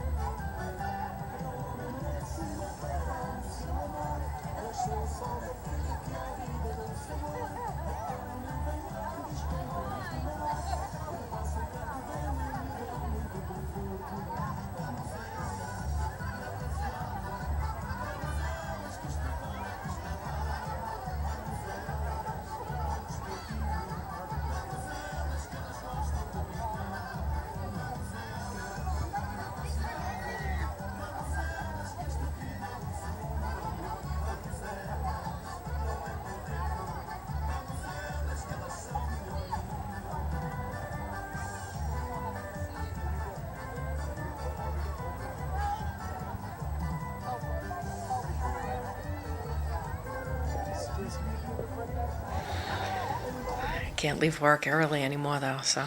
Well, that was at 7 o'clock anyway. Good morning, everybody. Welcome to City Life. I'm Linda Bown. I'm going to be your host. I want to thank Bob Cox for being on the first hour, talking about the Bridge Club. Always very interesting. I have Mayor Dan Rourke, and I have Councilor Kim Scott with me today. And she has a big thing, is she has a fundraiser tonight that I hope all of you are able to go and support her. So, did you have a meeting last night? We did, yeah. Okay, what happened at the meeting? Well, let's go. It's blown through, probably. This is my opinion only, but I think we took a couple of votes last night that not only hurt the city in the short term, but also the long term. But again, that's just my opinion on it. We went over a housing plan, and then we talked about the $2 million that at the last meeting was voted to appropriate to the schools. So those are probably the two highlights of the meeting. There was a lot of other things that did happen. We did our CPC money to those properties, developments that are in the queue for the city of Lowell. We're very proud about that, and your usual, 10, 12 motions and responses. But it was long, but we got some information done. Then we had an executive session afterwards. You happy with the vote? Oh, just interesting wanting to be on together, Yeah. right? So, because we definitely disagree on the votes last night, so we can talk about that more if you want, but. Yes, I want to hear about this. I felt the housing production plan was not the right direction for the city, so I felt a plan sets that direction, so you don't need to approve it just to then not vote on the items within it afterwards. Yeah. So, difference. Yeah, we went through it before, and again, we the reason why I think it hurts us in the short term is every surrounding area, city and town has one already, and the reason why you want to have one is so you're eligible for state grants, right? And the state grants are not just for housing either, right? It's and one of the questions that was brought up last night was, are we now disqualified from the grant process? And the answer is no. But we are not looked as favorably upon the grant process if we don't have a plan. There are some things in the plan that I think Kim and I would agree on that are ridiculous. Like what? Like, single-family zoning into two-family zoning. That was one of the options. But the point, I think that was made multiple times, which I guess fell on deaf ears, was that everything in the plan has to go in front of a zoning board, it has to go in front of a planning board, it has to come to a public hearing in front of the council. So, the opportunity not to have the public, weigh in on it when it comes to the forefront, I thought was a misstep. And these have been things that have been talked about over the past number of years. It has gone to housing subcommittees within the city of Lowell. It has gone to the planning board. Has gone through NEMCOG as well for a period of time. So again, is it something that's going to be detrimental? I don't think so. But again, we're not Cambridge, we're not Andover, we're not Tewksbury. In a perfect world, I guess for some, every property would be a single family. But that's not what we are here in Lowell. So, to shut out a certain population, I think, was the wrong move. It came up last night. A lot of our elderly, when they, if they lose a husband or a wife and they live by themselves, it's hard to live in a single-family home. And we do subsidize for our elderly population here in the city of Lowell. And I think last night's vote hurt that in the long run, because if two neighboring cities and towns are vying for the same property or same development, and one city and town gets grant money towards that, and we don't get it, I think that hurts us. So, again, was it an end-all be-all? No, but I just don't want to put up a keep out or a stay out of Lowell sign, on our city borders. So that's where my thought was. Now, on the housing and the governor and the grant issue, is that going to change if there's a new governor? That could change. Yeah, I'm sure. I would imagine. Yeah. I would think. The idea that we approve a plan to get points from the state for a plan that we're not going to follow. Right. Doesn't make sense to me. Right. So, that's basically what we're saying. But there were some things in there. And we can come forward with a plan that we agree on, but the idea that we're going to change all non-conforming lots, change the zoning to make all non-conforming lots in the city, approved lots, means that we're going to reduce a lot of zone sizes and a lot of lot sizes, and we're going to, I don't agree with this push to move away from single-family housing completely in Massachusetts, and I felt that this plan is a step towards that, so I voted Oh, against it. absolutely. Again. And you the know, neighboring yeah. towns, they're all pushing back. They're not following the MBTA zoning. Well, no, no. We did in Tingsboro, we were fortunate that we had a place that we could put it. But it's not even realistic. We have no public transportation. I mean, if we had a wonderful, she can't even handle the transportation in Boston, Well, let that's the alone difference up. between, I think, Lowell and Tewksbury is along our MBTA zoning, we do have the public transportation, right? And some places are closer to walk than others, but again. Right, if you're yeah, walkable right. to a parking garage, I think it makes sense. If you get outside that area, then it really doesn't make sense, and, you No. know. Is the only public lot in Tingsboro where the bus takes you to Boston? Yes, there is. Yeah, right, That's yeah, right, but yeah. that's private. Correct, no, I'm saying, right, yeah. So You know, again, so it that's, isn't that's public. the difference between, you know, a Yes. Lowell and a Well, Linda, Tingsboro. doesn't the bus go to Tingsboro? It flies by to the mall. Now But to it the does go to casino. Tingsboro. It go on, yes, we And you have know it. there's a flag bus system, correct? It You is just a wave at flying the bus bus. and they'll stop and pick you up. But, you know, it's so, think about being in Tingsboro, and if you're able to I do jump- that quite often. Yeah. You jump in front of the bus, Helps me nap. and, because everybody's flying down Middlesex Road. Respectfully, okay, if you want to get on the bus, best thing You is raise your hand and, you call the LRTA. Say, look, I live in Tingsboro. The bus goes by at 9,000 miles an hour. I want them to pick me up. Okay, whereabouts do you usually stand? And they'll tell that driver, hey, look, when you're going down there, remember what the old Robert Hall is? She's going to be standing right out by that place. well, and that was the point when they put they in watch me. affordable housing. They said, oh, they can get the bus. Okay, let's just say they get the bus. Now, what time are they going to work? 8 o'clock? Okay. I go with I you. don't know. Then they have to go down here to Thorndike Street. Yep. Then they have to figure out what bus takes them somewhere else, or it's just, even if to get anywhere else in Lowell, I mean, it's just, they'd have to get up at, I don't know, 5 o'clock to get to work for 8. So you're not going to ride the bus, is what you're telling Well, me. no, I think it's not I realistic. mean, when you live in suburbia, when you live in Kingsborough Yep, or Tewksbury, yep. you have a car. Well, okay, now there's my point. But she doesn't want you to have a car. She wants you to take public But transportation. the system's not in she? place Who's- to do who's- that already, Who's the right? she? The governor. I mean, this whole the governor. concept, this whole concept Well, of, even oh, right you're down- on the line. Even right down here in Back Central, I mean, they won't subdivide the lots out, you know, the state with the old courthouse with the parking lot. I mean, the city could really use parking down here in Back Central. They That don't wanna lot right give- now has 40 cars The state doesn't in want it to right give now. that boondoggle, the Superior Courthouse. I know that the manager lacked vision to what it could really happen to the Superior Courthouse. What could happen, John? Tear it down. Yep. What you guys got to tell the governor is, okay, Gov, here's the deal. We'll take it if you want. You can keep it if you want, but you got 6 months to get a plan in place to get the place open again and operational. And if it's not in 6 months, you tear it down. So we're going to tell the state to do that? She doesn't even I talk know, about Don't you it. have? I know. Don't you? Well, I just- your I mean, manager, you gotta is be a realistic former- about things, is right? a You know, on the well-connected, property. is a Right. well-connected former state rep. What if we said the same thing to you here at this building? Either tear it down or It's get it's out. operational now. I'm just saying. It's the same it's not thing. sitting here We- empty. We don't own this we don't own this building, we don't own this Superior You Courthouse. tell the governor, oh, I'm sorry, I'm a little bit more aggressive than you, Dan, but I'm surprised at that this morning. But if the court, it's going to turn into, what's that brick building you guys, maybe you're going to tear it down sometime? Yeah, we talked about it last night, Smith Baker Center, that's right. That's Okay. why I don't It's gonna think- turn into that's the why I don't Smith think we can Baker. touch it, right. So you give it, okay, give it a year. Governor, if it's still standing here vacant in a year, you need to tear it So down. how the process works is once a state agency gives up a piece of property or a building, it goes to every other state agency first within a state, right? Yep. So whether it's DCF, whether it's, the Massachusetts IRS, the auditor's office, anything, any state agency, DCR, right, they can take over the property at no cost whatsoever.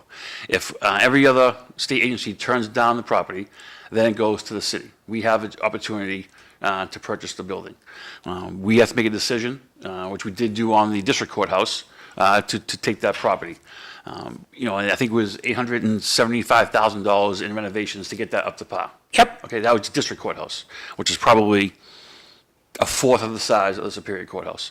And if the city declines to take over the property, then it goes to a public auction. The best case scenario, I think, would be a developer would come in at the public auction and probably buy it for $1 because the renovations to it, the shape and the frame of the building is not conducive to anything except for a courthouse. And then that's where we would be. If we took it over, you have to have a plan in place of what to do with it. And when you're talking, the Smith-Baker I'm not suggesting we take it over. I don't think it can fix the thing What up. the process is, though, John. If, we have no control if, McDonough Corporation comes in and wants to take over the property. Now, that would still have to go through every zoning board and planning board and all the necessary steps permit-wise to pick it up. But, I think it was said last night, is we don't want to be held with the bag in our hand of what we're going to do with this. And, the analogy I made last night was it was the Smith-Baker Center on steroids, right? And that's what I think, my feeling is on it. And we don't want to be sitting around in 20 years saying, what are we going to do with the Superior Courthouse? Because it's just so much to put into it just to get it up to code in anything. And I think it was mentioned last night, ADA compliance, there's a steel ramp that's there right now. So does that qualify nowadays? No, it doesn't. So it's basically things like that have to be taken care of before we can even form a plan in place. And we have been dealing with this for almost 3 years now. The new courthouse started in 2020, so this has been on our radar for a long period of time. There's been multiple discussions back and forth. We did see an avenue to take over the district courthouse and to turn it into something, which I think would be... District courthouse is Hurt Street. Hurt Street, yes, yeah, right. And again, as Kim said earlier, there is parking there, but, if you put in 200 condos, is there parking for 200 condos? No, it's not. So, what do you want to do over there? And I think at this point in time, we're not in a position to Purchase it. We'd have to purchase it. Right. And again, so, and if someone comes in and With the wants to high take it, school we're great. construction going on, we So, don't know the when it outlets goes to there as auction, well. when it goes to auction and somebody buys it for $1, I hope the governor has strings attached. If this is still sitting here in 2 years, we'll give you $1 back. I think the best case scenario, to your point earlier, was that the state would pay to probably demo the building, and then we could take it, because I'm sure at that point in time, there'd be something that we could do with it, but that's just not how, it works. And unfortunately, Lowell has been a dumping ground over the past 2 years. That's right. And, you'd like to get something out of it, and I think that's what, we've had the housing secretary here multiple times, talk about how they could help us, but again, with this, it's a legit issue that what do you do with it once you obtain it? So with your experience, do you think when the person buys it for $1, or the developer buys it for $1, will there be strings attached? You have 2 We years? did the same thing. We did the exact same thing in 2015 with the Smith-Baker Center. We gave it to CBA. And it's still standing, for 25 years later. Right, for $1. We gave it to them for $1. Yeah. They had it, I think, for a period of 3 or 4 years. They couldn't do anything with it because of the costs, and it was returned to the city, and that was one of the stipulations where, they wouldn't be allowed to sell it to, Linda or to Kim or to myself. It came back to the city, and again, this is a decade later, and my guess is we'll probably be demoing. So that sticking pretty to the soon. Superior Courthouse, do you think that's what the state will do? If it goes to auction? I think they're going to try to sell it, and if they don't sell it, it's going to sit there. I understand, but if somebody buys it for $1, Oh, yeah, there'll be something in place to where if you can't utilize it, it'll probably be returned. I mean, that's the standard, but to tell you that's going to happen, I can't do that, Now, but backing up to the housing thing that you guys shot down last night, and I think that was a grand wizard thing. It was rolled out. Every other town has it. Every other town doesn't. Do they have the exact same plan Lowell was going to adopt? No, they don't. No. I started skimming through them last night. That's what I thought, because there was the same thing with the parking arrangement with the MBTA thing. Right. Where Drake requires parking, and Lowell says, nah, we don't need parking. And that's stuck in my craw. And I hope you say guys... grand wizard thing compared to the housing plan? Yeah. Okay. Well, I'm sorry. No, all right. It's, Just yeah. no parking is just like, if you think that's great, you should have to park at the municipal garage to go to City Hall. There's an analogy there, but. Yeah, well, the few that I skimmed through last night had, specific language about what they were going to allow. Like it's multifamily for seniors in this zone. Like they were very specific, so I'll definitely be looking at all of them to see. And again, anything that was in that plan last night would have to go through every single board process, the council, it would have to be voted on. But it's the public approving the would get a hearing. direction. It's agreeing with the direction of the plan. So, Well, my issue is the governor doesn't even talk to you. I mean, what she did with the conference center. Yeah, and again. And then because- she- right, and she that did it wasn't- again. And that wasn't, and we had no say in it because. Right. Any of us are happy we didn't about know that, We didn't so. know the building, and that was a negotiation between the university and the state, and we were not brought in on it at any point in time. I just find it insulting. I mean, you'd think that she would include the council, the mayor, the manager in that type of change. And when she made the big announcement that she was closing them all, and except for Lowell, I just want to say to myself, what did Lowell ever do to the governor? Right, and, and we're trying Except to, help get her ask for elected. forgiveness after kind and of we're thing. I trying don't to think anyone leverage was going to that be to happy our with it. benefit down the line, right? Yeah. And that's what we're trying to do. And I hope so. Good luck to the manager and his team with But- that, I but mean, yeah. I'd like to see stipulations put in on the courthouse, but I don't really think we're in the place to do that right now. But, I mean, it's my district. You know, there's Yeah. a lot of concern what's going to end up there, obviously, so. Well, it's doable. One of the, from the audience, Jeannie Balkus just sent me this, and Worcester had some success with their courthouse. So, Yeah, they were actually going there, I believe. They you're said. going to Worcester? No, I thought they mentioned that at the council last night. So, this is a success story for Worcester. They were able to do something, but haven't been to the building, and It's, it's I guess, doable yeah. if you can get the money. Yeah, the word I would use on it, it's cavernous. It really is. Like you walk in, it's all open. It's all your offices and courtrooms are on the sides. It's like a grand building. Yeah, you when really You walk in. You walk. Yeah. It's We it's closed on our house, haven't been there many years. They offer this video. I don't know what the video is. Probably going to show us an ad first. Yeah, we'll talk to Lily's of Charlestown. And when this goes by, they'll give us some kind of a quick video. Of the courthouse. Since we're doing the Worcester, oh.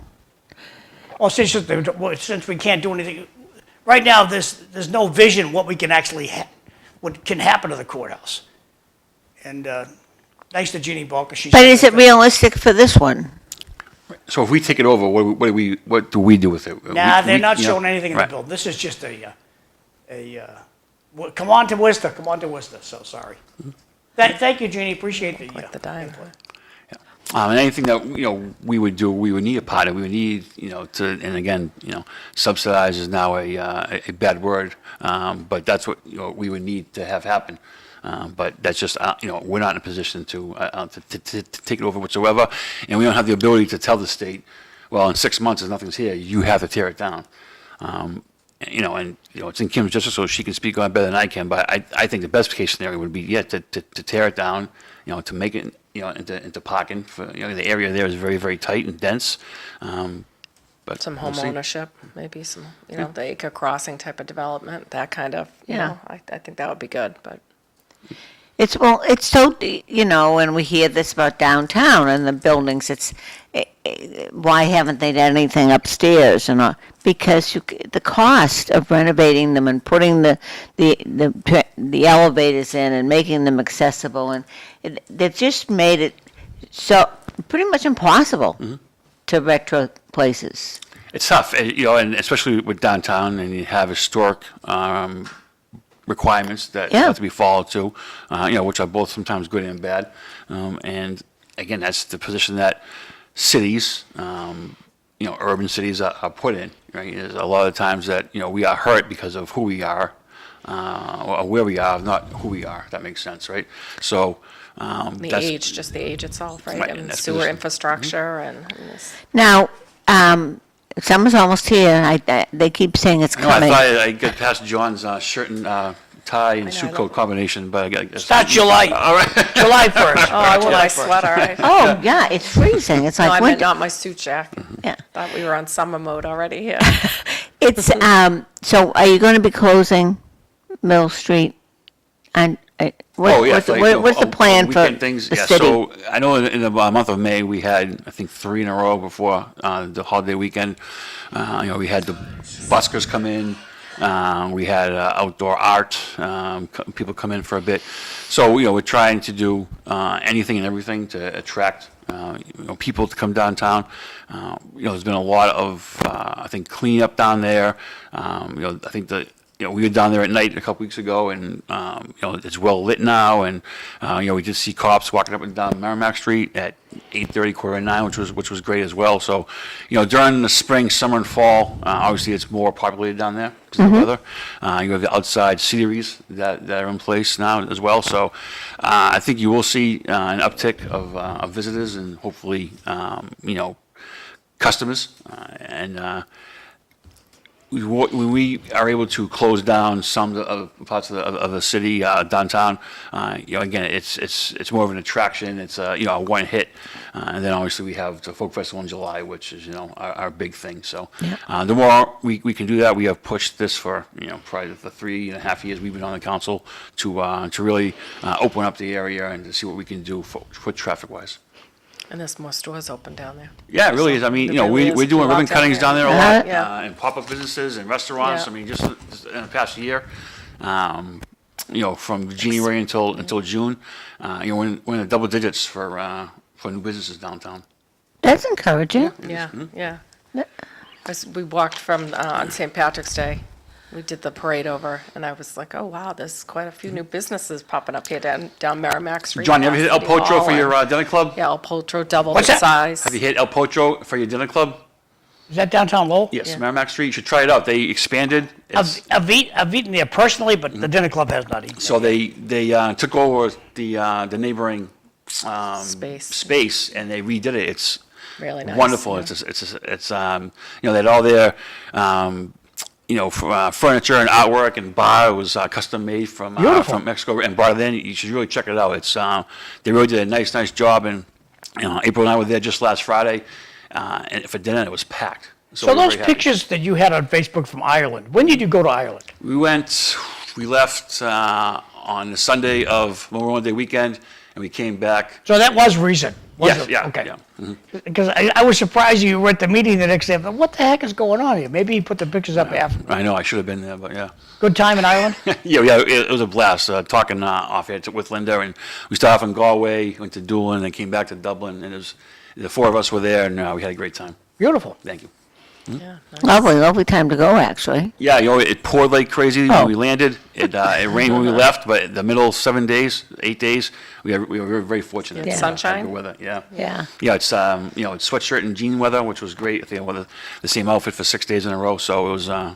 I went to England to visit my daughter, and it's 7 days, and it rained. It was dark the entire time. Oh, yeah. Yeah. And Yeah, and the sun, Scotland's even worse. If it it's not doesn't- raining, it's yeah. going to rain. The sun sets at like 10:30 in Ireland. Which So look, I'm going to do the idea. announcements quick. I'm going to shut your mics off.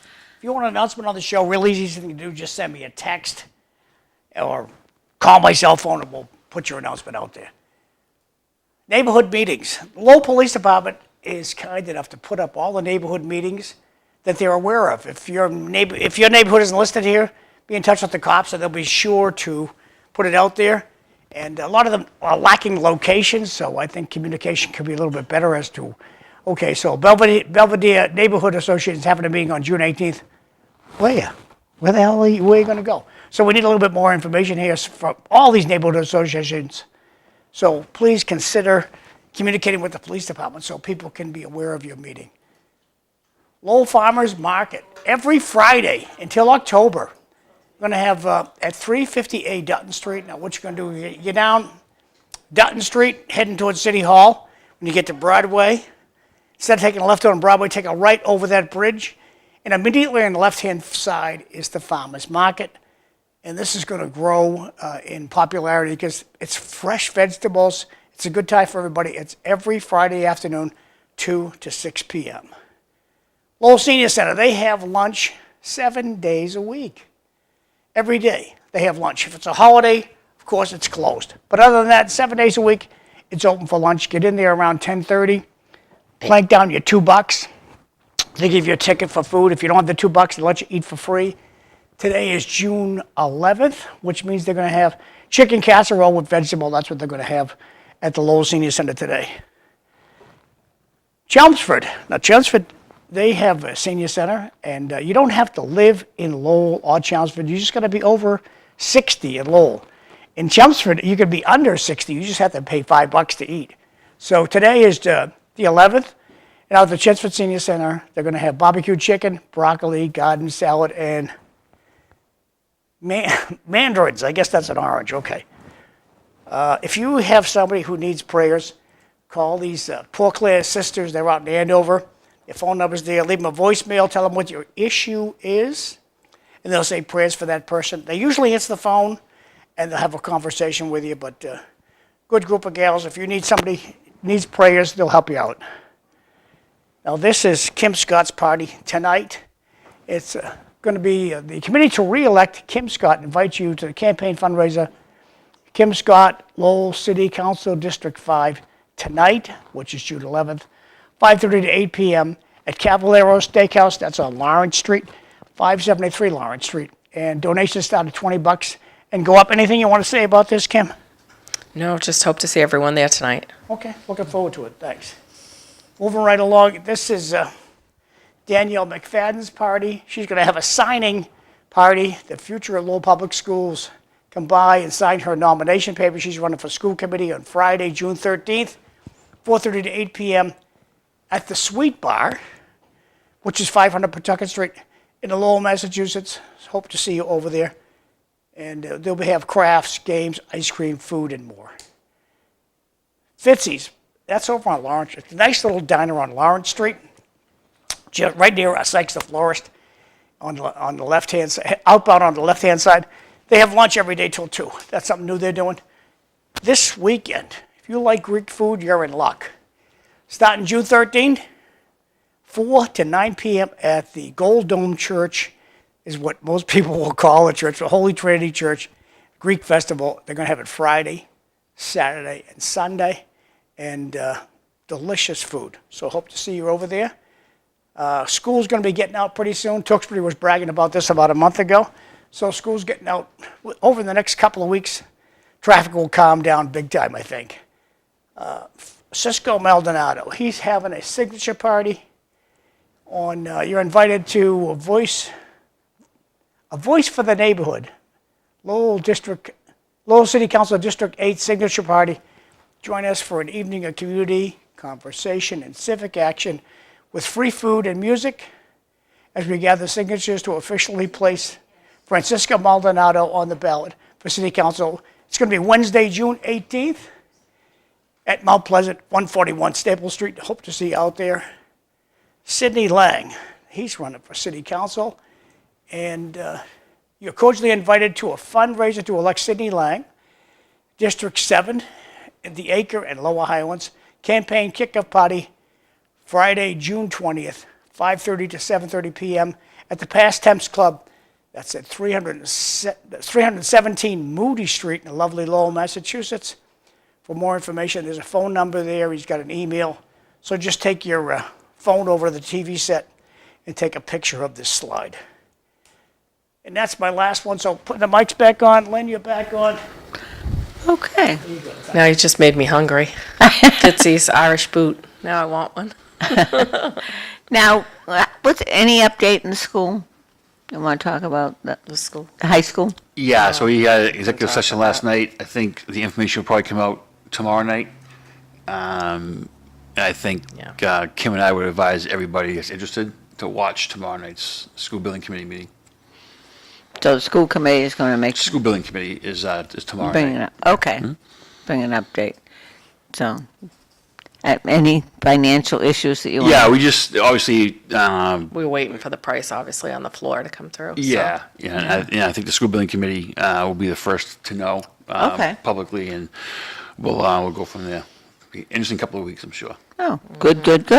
Now, any news on the Toronto plan? Yeah, so, we're very close. Been a lot of conversation, so we're hopeful within the next month that they are going to come to the city of Lowell. Invitations have been extended, and I think there'll be a response on the next council meeting. I think it was actually Kim and Corey had filed a motion to update the council on what's going on with the program. Best case scenario is they come to see us in the very near future. Do a tour of the city and see where they can assist, and then we do an official announcement. And we're off and running. So it's very exciting. It's something that I think is going to be a huge benefit to the city in the long run. And I'm very, very hopeful that, again, within the next couple of meetings, that they'll be here to address not only the council, but the public as well. It sounds like a wonderful plan. I just. Yeah, it's all about financing, right? And that's, that's what and it's talking to about. all the people about it, it's the difference between a 5-story building and a 12-story building, right? Yeah. With, not just housing, but with office space, commercial space,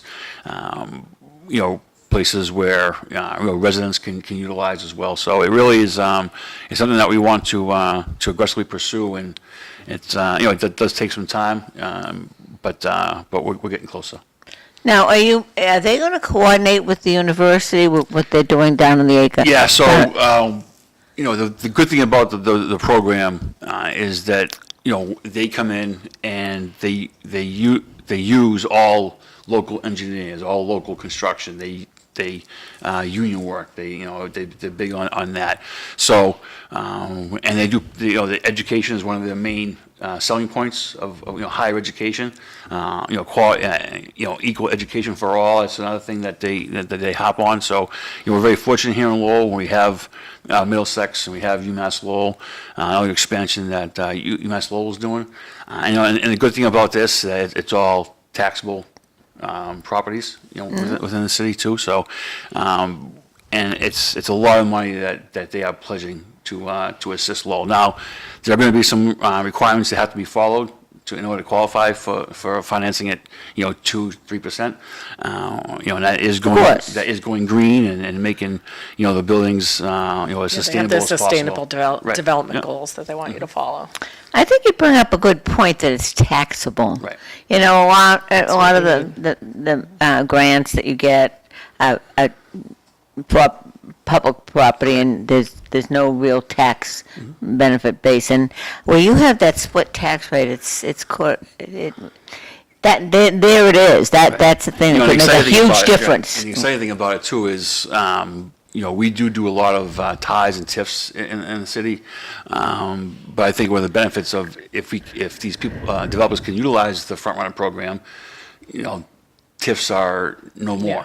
Right, you So don't we need start to do collecting taxes right away the first day that the business is open, first day that the housing is filled. So, it really is something that, we're very hopeful on, and, we have to take our time. I know we took over a couple of months just to put Lowell's profile out there. We have to talk about all the things that, we have done, what we are, and what we hope to be in the future. And we are a leader in a lot of different areas, and you go back and to the Industrial Revolution and think, that's what they hopped on when we were up there in Toronto. Yeah. Is Lowell was first in the country at this, right? We were the first in the country. We were the first high school in the country to. Yeah, they have, want us to sell right, our industrial right, history. yeah, They kept so- saying Question that. from the Yeah. audience, why not visit Worcester and find out how they turn their city around? I wouldn't say Worcester has turned its city Yeah. around, but No. Any It's courthouse, a Maybe the building. courthouse, but any plans to visit Worcester? Officially? not at this time. Thank you. Now, is that a piece of property? Would that kind of coincide with this, that could go out to bid for private, What's this? the courthouse? So, right, but again, the bottom line is, in all of it, is we don't own it. Right, you know what I mean? So, could the Smith Baker property Yeah. be eligible? Oh, okay. Absolutely, 100%. Oh, okay. I think that if they come in and that is already demoed to the ground, and the adult ed center, we can move that to a more updated place within the city. Now you're talking a huge area. Yeah. For a lot of different ideas. One of the things that the council talked about, and again, I hate to give Kim credit on anything, but she filed something to make that area like an open space, right? So, we have you may have some housing there, but you have maybe like a farmer's market there. You have a sound stage. You have an area where it's very walkable. Now you have the cut throughs, right? Both north and south coming out of there. But what if you made that area all one spot where the community can gather? We were in Toronto and we saw that. I like that areas. idea. Right. And that's something that, all that stuff is on the table. We are also, we're eligible to build our own building if we wanted to, say, we're getting out there, but say we needed a new police station, or we needed this, or we needed that, right? We are eligible for all those things as long as the rules are followed. So, Toronto with their area, what they did was they had one building that was, built for the city, and the city had taken it over. But most They of, had some great community Right. spaces up there. and then, the other 9 or 10 areas that we saw were all taxable income properties. That would, I like that idea of it becoming a community, because you've got all the whole art community down there, and then you really, it's sort of a nice entry into downtown and Market Street and the museum down there. Yeah. I think that is definitely something that could, because it is, the Smith Baker, it is very unfortunate. It that- is. That it is where it is, but that's a reality, unfortunately, and. We're trying, but we also can't end up keeping the burden on the city. I mean, I know that. We put it out one more time, and we'll see where we end up right now. Now, when do those bids come in? I think. Soon, I would Yeah. say. Yeah. Yes, they went out It was a a couple weeks ago. 60-day window, so I imagine we'll probably get back in. Again, this is just like. Beginning of yeah. August, maybe. I know nothing more than anybody else does. I think it'll probably be done by the end of the year. Now, on the UN concept there, is that limited? Is there an area that it is limited to, or would like Yeah, Jackson Street right, be so included? it's, or- the urban renovation, I think it's, if I get Urban the. Renewal District. Urban Renewal District, that's what it would be. Yeah. So, much similar to your downtown business district, your MBTA zoning areas, places where walkability is more viable than others, and that's It's where. the Sustainable Development Goals, so it's. It would they be all so tie much in. easier if it was walkable to the train station. Correct. I mean, Well, I think that's kind of part of the vision. Is probably Wouldn't that be coming out nice? from to be able to, I think that would help you, That help whole the area whole is city. walkable, Appleton, Middle, I mean, this is all walkable to the train station. Hey, you guys are heading over to Markley this week? This is a view of Markley's Next week, property? What And is they want to that? put in some generators? That is the right now they have it down for Wednesday, the 18th, the walk. I thought it was they had originally said Monday, the 16th, but I guess that's changed. But they have a gigantic property on Moore Street, and They do, and they purchased most of the homes on Prince Ave and a couple on Otis Street. Now, what is this? I mean, this is the cloud Iowa. in Lowell called Markley. The black building is a cloud, and the thing I'd love to ask the big cheese over this- there is, it's all about heat. Heat. The building's hot, we need these to keep the building cool. Why is the building painted black? they just applied for 8 more to DEP, 8 more units. Well, these, the generators, the Tesla generators, and they'll come into view in just a second. That's the kiddos' ballpark.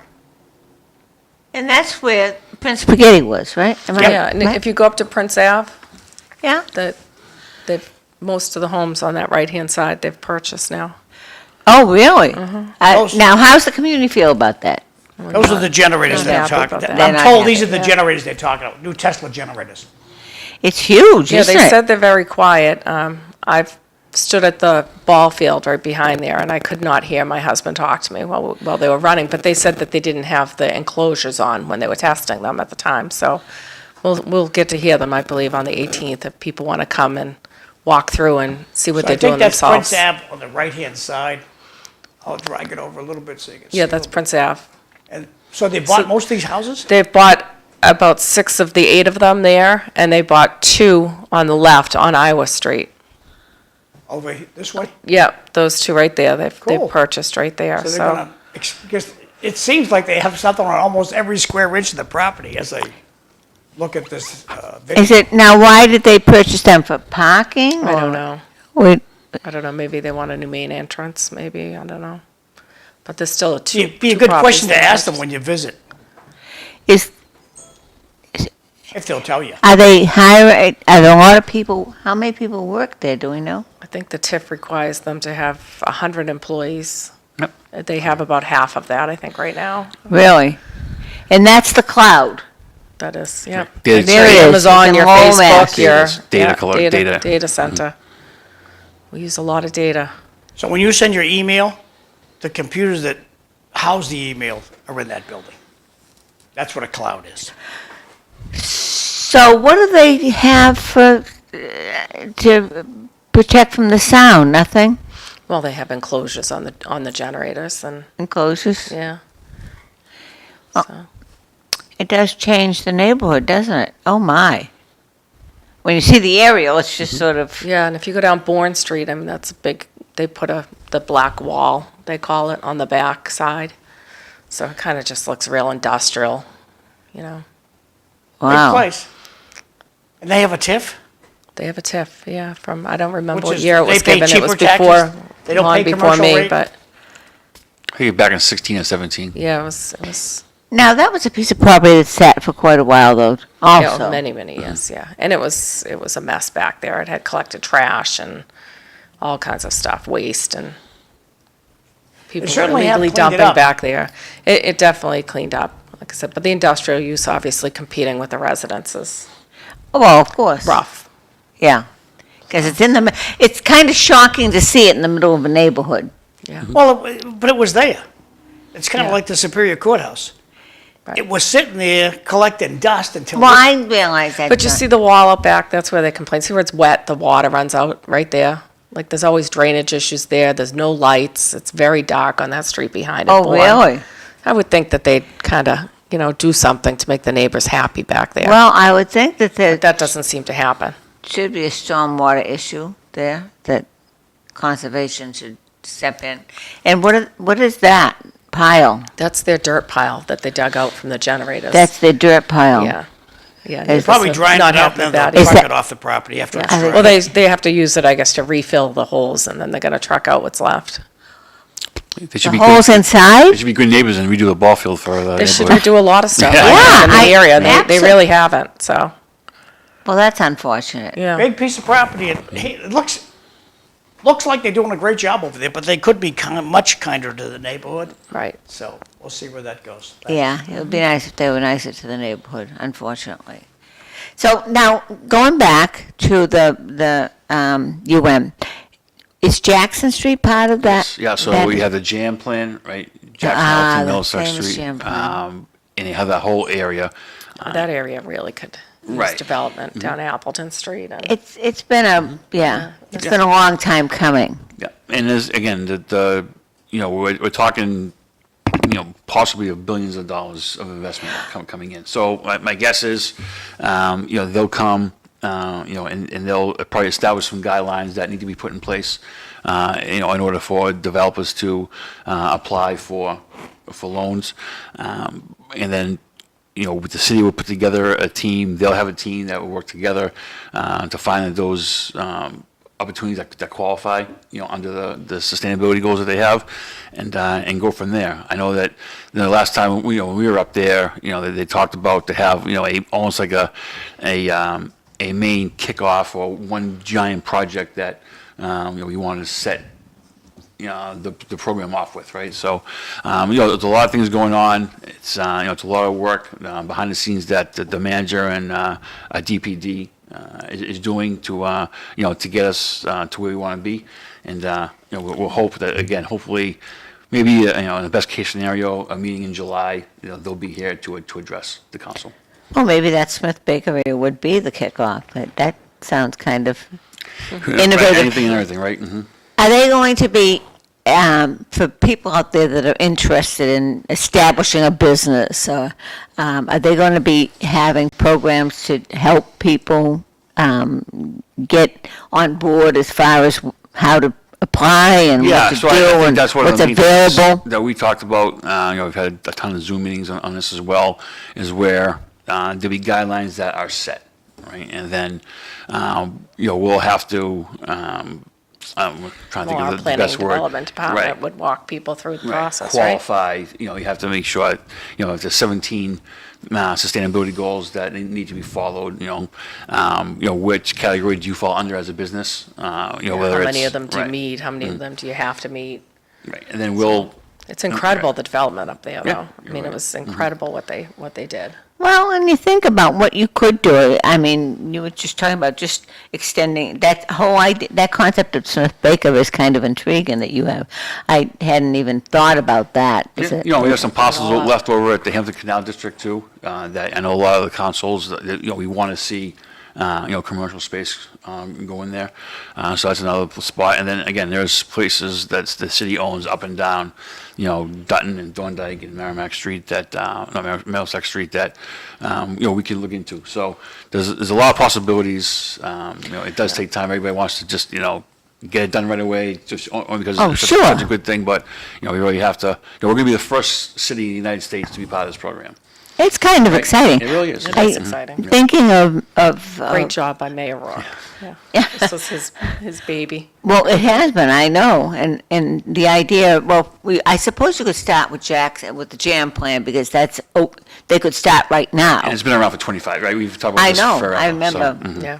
Yeah. John Cox talking about Yeah. the jam. Very exciting, the jam plan. Yeah.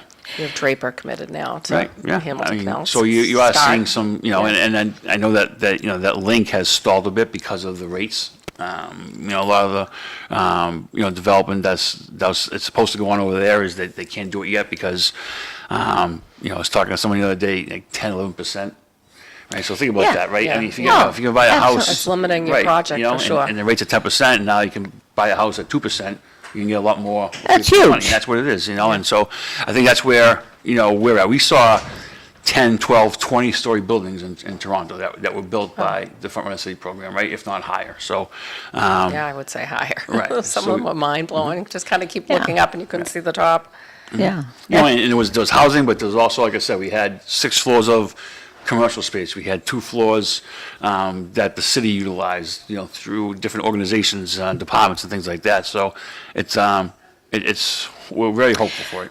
Well, didn't you mention that they kind of put all the nonprofits in one location, which Yeah. in itself, They had like a community service building, which was Yeah, just, and they paid rent to you the know, city. So, again, it was. even music programs for kids, reading programs for kids. Like it was just all together in one big building. So, that's, Yeah. and then they had an aquatic center that was mind-blowing. yeah. Yeah, indoor aquatic center. Well, you've got I'm glad to see somebody has a vision because it's been a long time coming, and it isn't that you don't have, it just hasn't had a good chance to start. Once it gets going, once somebody comes out there, and that's what happened with the national park. They had a vision, they made it come true, it worked, and now this would be like another phase, and then just bring back the national park a little bit, give it a shot in the arm, because that's sort of had a hard time. Yeah, and the national park was part of our spiel to get this done, right? Yeah. All the different partnerships that we do use. So, and You said the industrial history, it was Oh, all the part of canal system, everything is. Yeah. It We're a is great fascinating. city. I mean, we're yeah, and establishing a city. sustainability council, right? And things like that means director, something, right? yeah. Yeah, and we talked. Catherine Moses was there last night, and she talked. There was another grant that we were successful in obtaining, a GAP grant. So there's, all those things are good. Like those are all positives that push in Lowell in that direction. Now, when you first talked about it, you had said that they had a homeless problem like everybody else does, and they dealt with it. And so I guess this would be an opportunity to actually deal with the homeless shelter and Yeah, so what they did is- because that's been a drawback to that. Yeah. Everybody wants to get involved, and then they go. So what Kim talked about earlier, with almost like the community center, you would call it, I guess. Everything was within one building. Where they had to, whether it was insurance or getting a card, identification card. The first floor was a gathering space, and then all your floors that were up were whether it be a nonprofit organization, a social service department, cultural arts, everything was there. And that's, they told us that a lot of, when someone would come in that was, maybe down their luck or facing something like a homeless, they came there and, Through the- right, it was a one-stop shop Yeah. for everything. So in the best case scenario, well, we would like to have something like that here in the city. And that's the way to go. You need to go up, and because you're restricted in land. You just don't have Right. the But space. the cost is restrictive going up. But now that you can get the. I would guess the easiest change for a council, would be in those areas that allow air rights to go up, because we are, land poor, you would say. And again, it's along a business district, it's along a downtown business district. Transportation is actually there. Yeah. And that's the parking and density always becomes an issue. Yeah. So we're running out of time, kids. So Kim, you're up. Did you pull your papers yet? I did. Okay. pulled my Dan, you, papers. As soon as I leave here, John, yeah, I was busy yesterday, I just forgot to get you them. didn't pull, forgot but to you get have them. intentions to You were pull in City Hall papers all today? day. Yes. Good, okay. So any summer plans, Dan? We're running out of time here. Did you pull your papers yet, John? I'm not, thank God, we got someone to You've been run talking district. about, you've been You got talking someone about to it. run? There's somebody who's gonna run. With the Somebody's same gonna last run in name. the His area? name's Sean McDonough. No relation. I had a little chit chat with the guy on the phone. See, nice guy. And so, wish him the best. That's exciting. There's another gal who's rumored to be running the District 4. I don't know yet, but.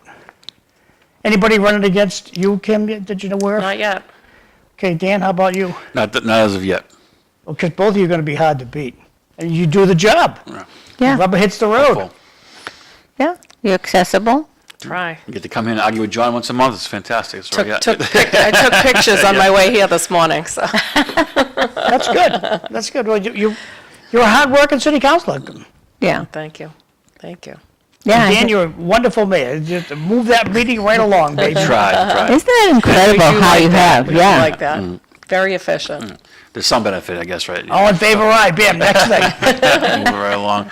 Yeah, we, after we got done, I forget what the discussion was last night, maybe it was a housing plan, who knows, but, after we got through the motion responses, we finished up pretty quick, so, all good. 9 o'clock.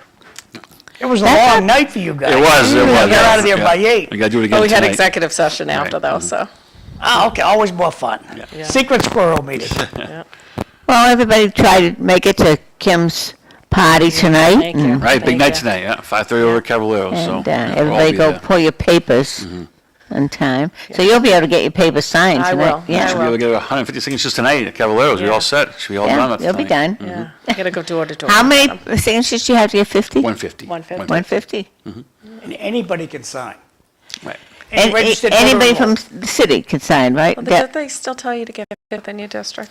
I think that was under the old, I got Yeah. it from the horse's mouth the other day. I talked, Will something or other, new guy who runs the election commission. Yeah, He Rosenberg. sent it to me in writing. Any registered voter in Lowell can sign your papers. They don't have to live in your district. no, I think it's a benefit to get in I was gonna say it benefits you to get them from within your district. Oh, I would think Because you're so. making contact, And talking he to said people. so- Lowell is the exception to the rule statewide. But Really? Because of something that has to do, and I'd have to ask this guy, Will, charming guy to talk to on the phone, what the zero in or what it is in the charter that makes it possible that anybody can sign, but it's unique to Lowell only. Every other district, like Boston, you gotta live in the district to sign their papers, not in Lowell. So this whole change of government now is approved, right? As far as the charter? Right. Yeah, that was something that the council did years ago when, we made the change to go to 150 signatures, and we did not put a restriction on district signatures, so. But like you said, it only benefits yourself Right. to get them within your district. Now, did you ever deal with, I kind of lost track, on replacing anybody? Is that settled now? Yep, we took care of that as well. So what is the policy now? So within the first year, if they leave office, then it is an election has to happen. If it's within the second year, you can help me if I don't remember this right. If it's the second year, it is an option to either run an election or for the council to appoint. Does that sound right? Yeah. So Okay. we'll leave it blank if you want to. Well, even after all the stuff, and I enjoyed the conversation with Will. It got a little argumentative toward the end, but that's okay. We'll kiss and make up. The ID is still not required to pull papers. You argued with somebody, John? Get out of My here. hobby. And he said, well, I can ask for ID. Well, you're not gonna. Yeah. So Dominic Lay got in all kinds of problems, and the city did not remedy it. You still don't have to produce ID to pull papers. Yeah. But I the can say person I'm Santa notarizes, Claus. but the person notarizes the papers that it's you. So that's, Notarized is not necessary anymore. no, it is. They told me I had to have the first page notarized with my signature. I understood the answer differently. Good for you. Yeah. Well, You gotta that's go with good. what they told you. Yeah, we used to, I used to go to the clerk's office to get notarized, right? Before Yeah. you, Well, I go to Drop 'em sites, off, but yeah. So Kim, hope to see you at your party tonight. Yeah. Thank you. Thank you. Well, it See you helps to there. see you. Yeah. I'm still thinking about it, I hope to so, see you too. yeah. You're You good won't be stuff. there. So hey, thanks for getting up extra early. Anything else Yes, you want to put thank out you there for before we run coming out of in. I time? always appreciate it, and I'm glad to see Thank you that for we're hosting. moving forward. It kind of looks good. You got some plans and a Some vision. momentum. We needed some momentum going. Yeah. Hey, thanks for watching. Thanks for Thank coming you. in. See you next time. So, Kim, hope to see you at your party tonight. Yeah, Kim. Hope to see you. I'm still thinking about it. to see you too. Yeah. You broke up. Sorry, thanks for Valentina.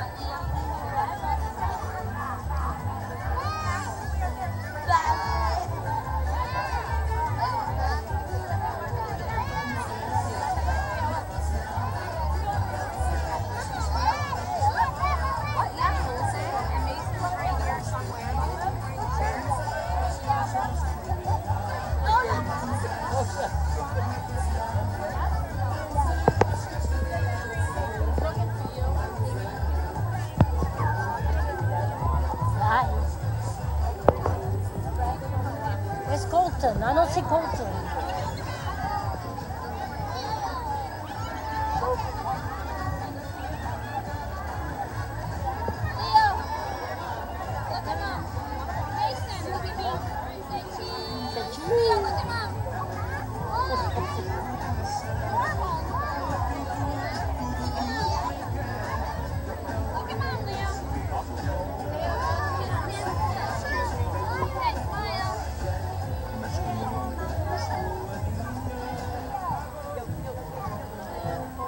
Hello, everybody. Everybody that's in the middle, if you could please move to the sides so the band can come in and also so everyone can see the children.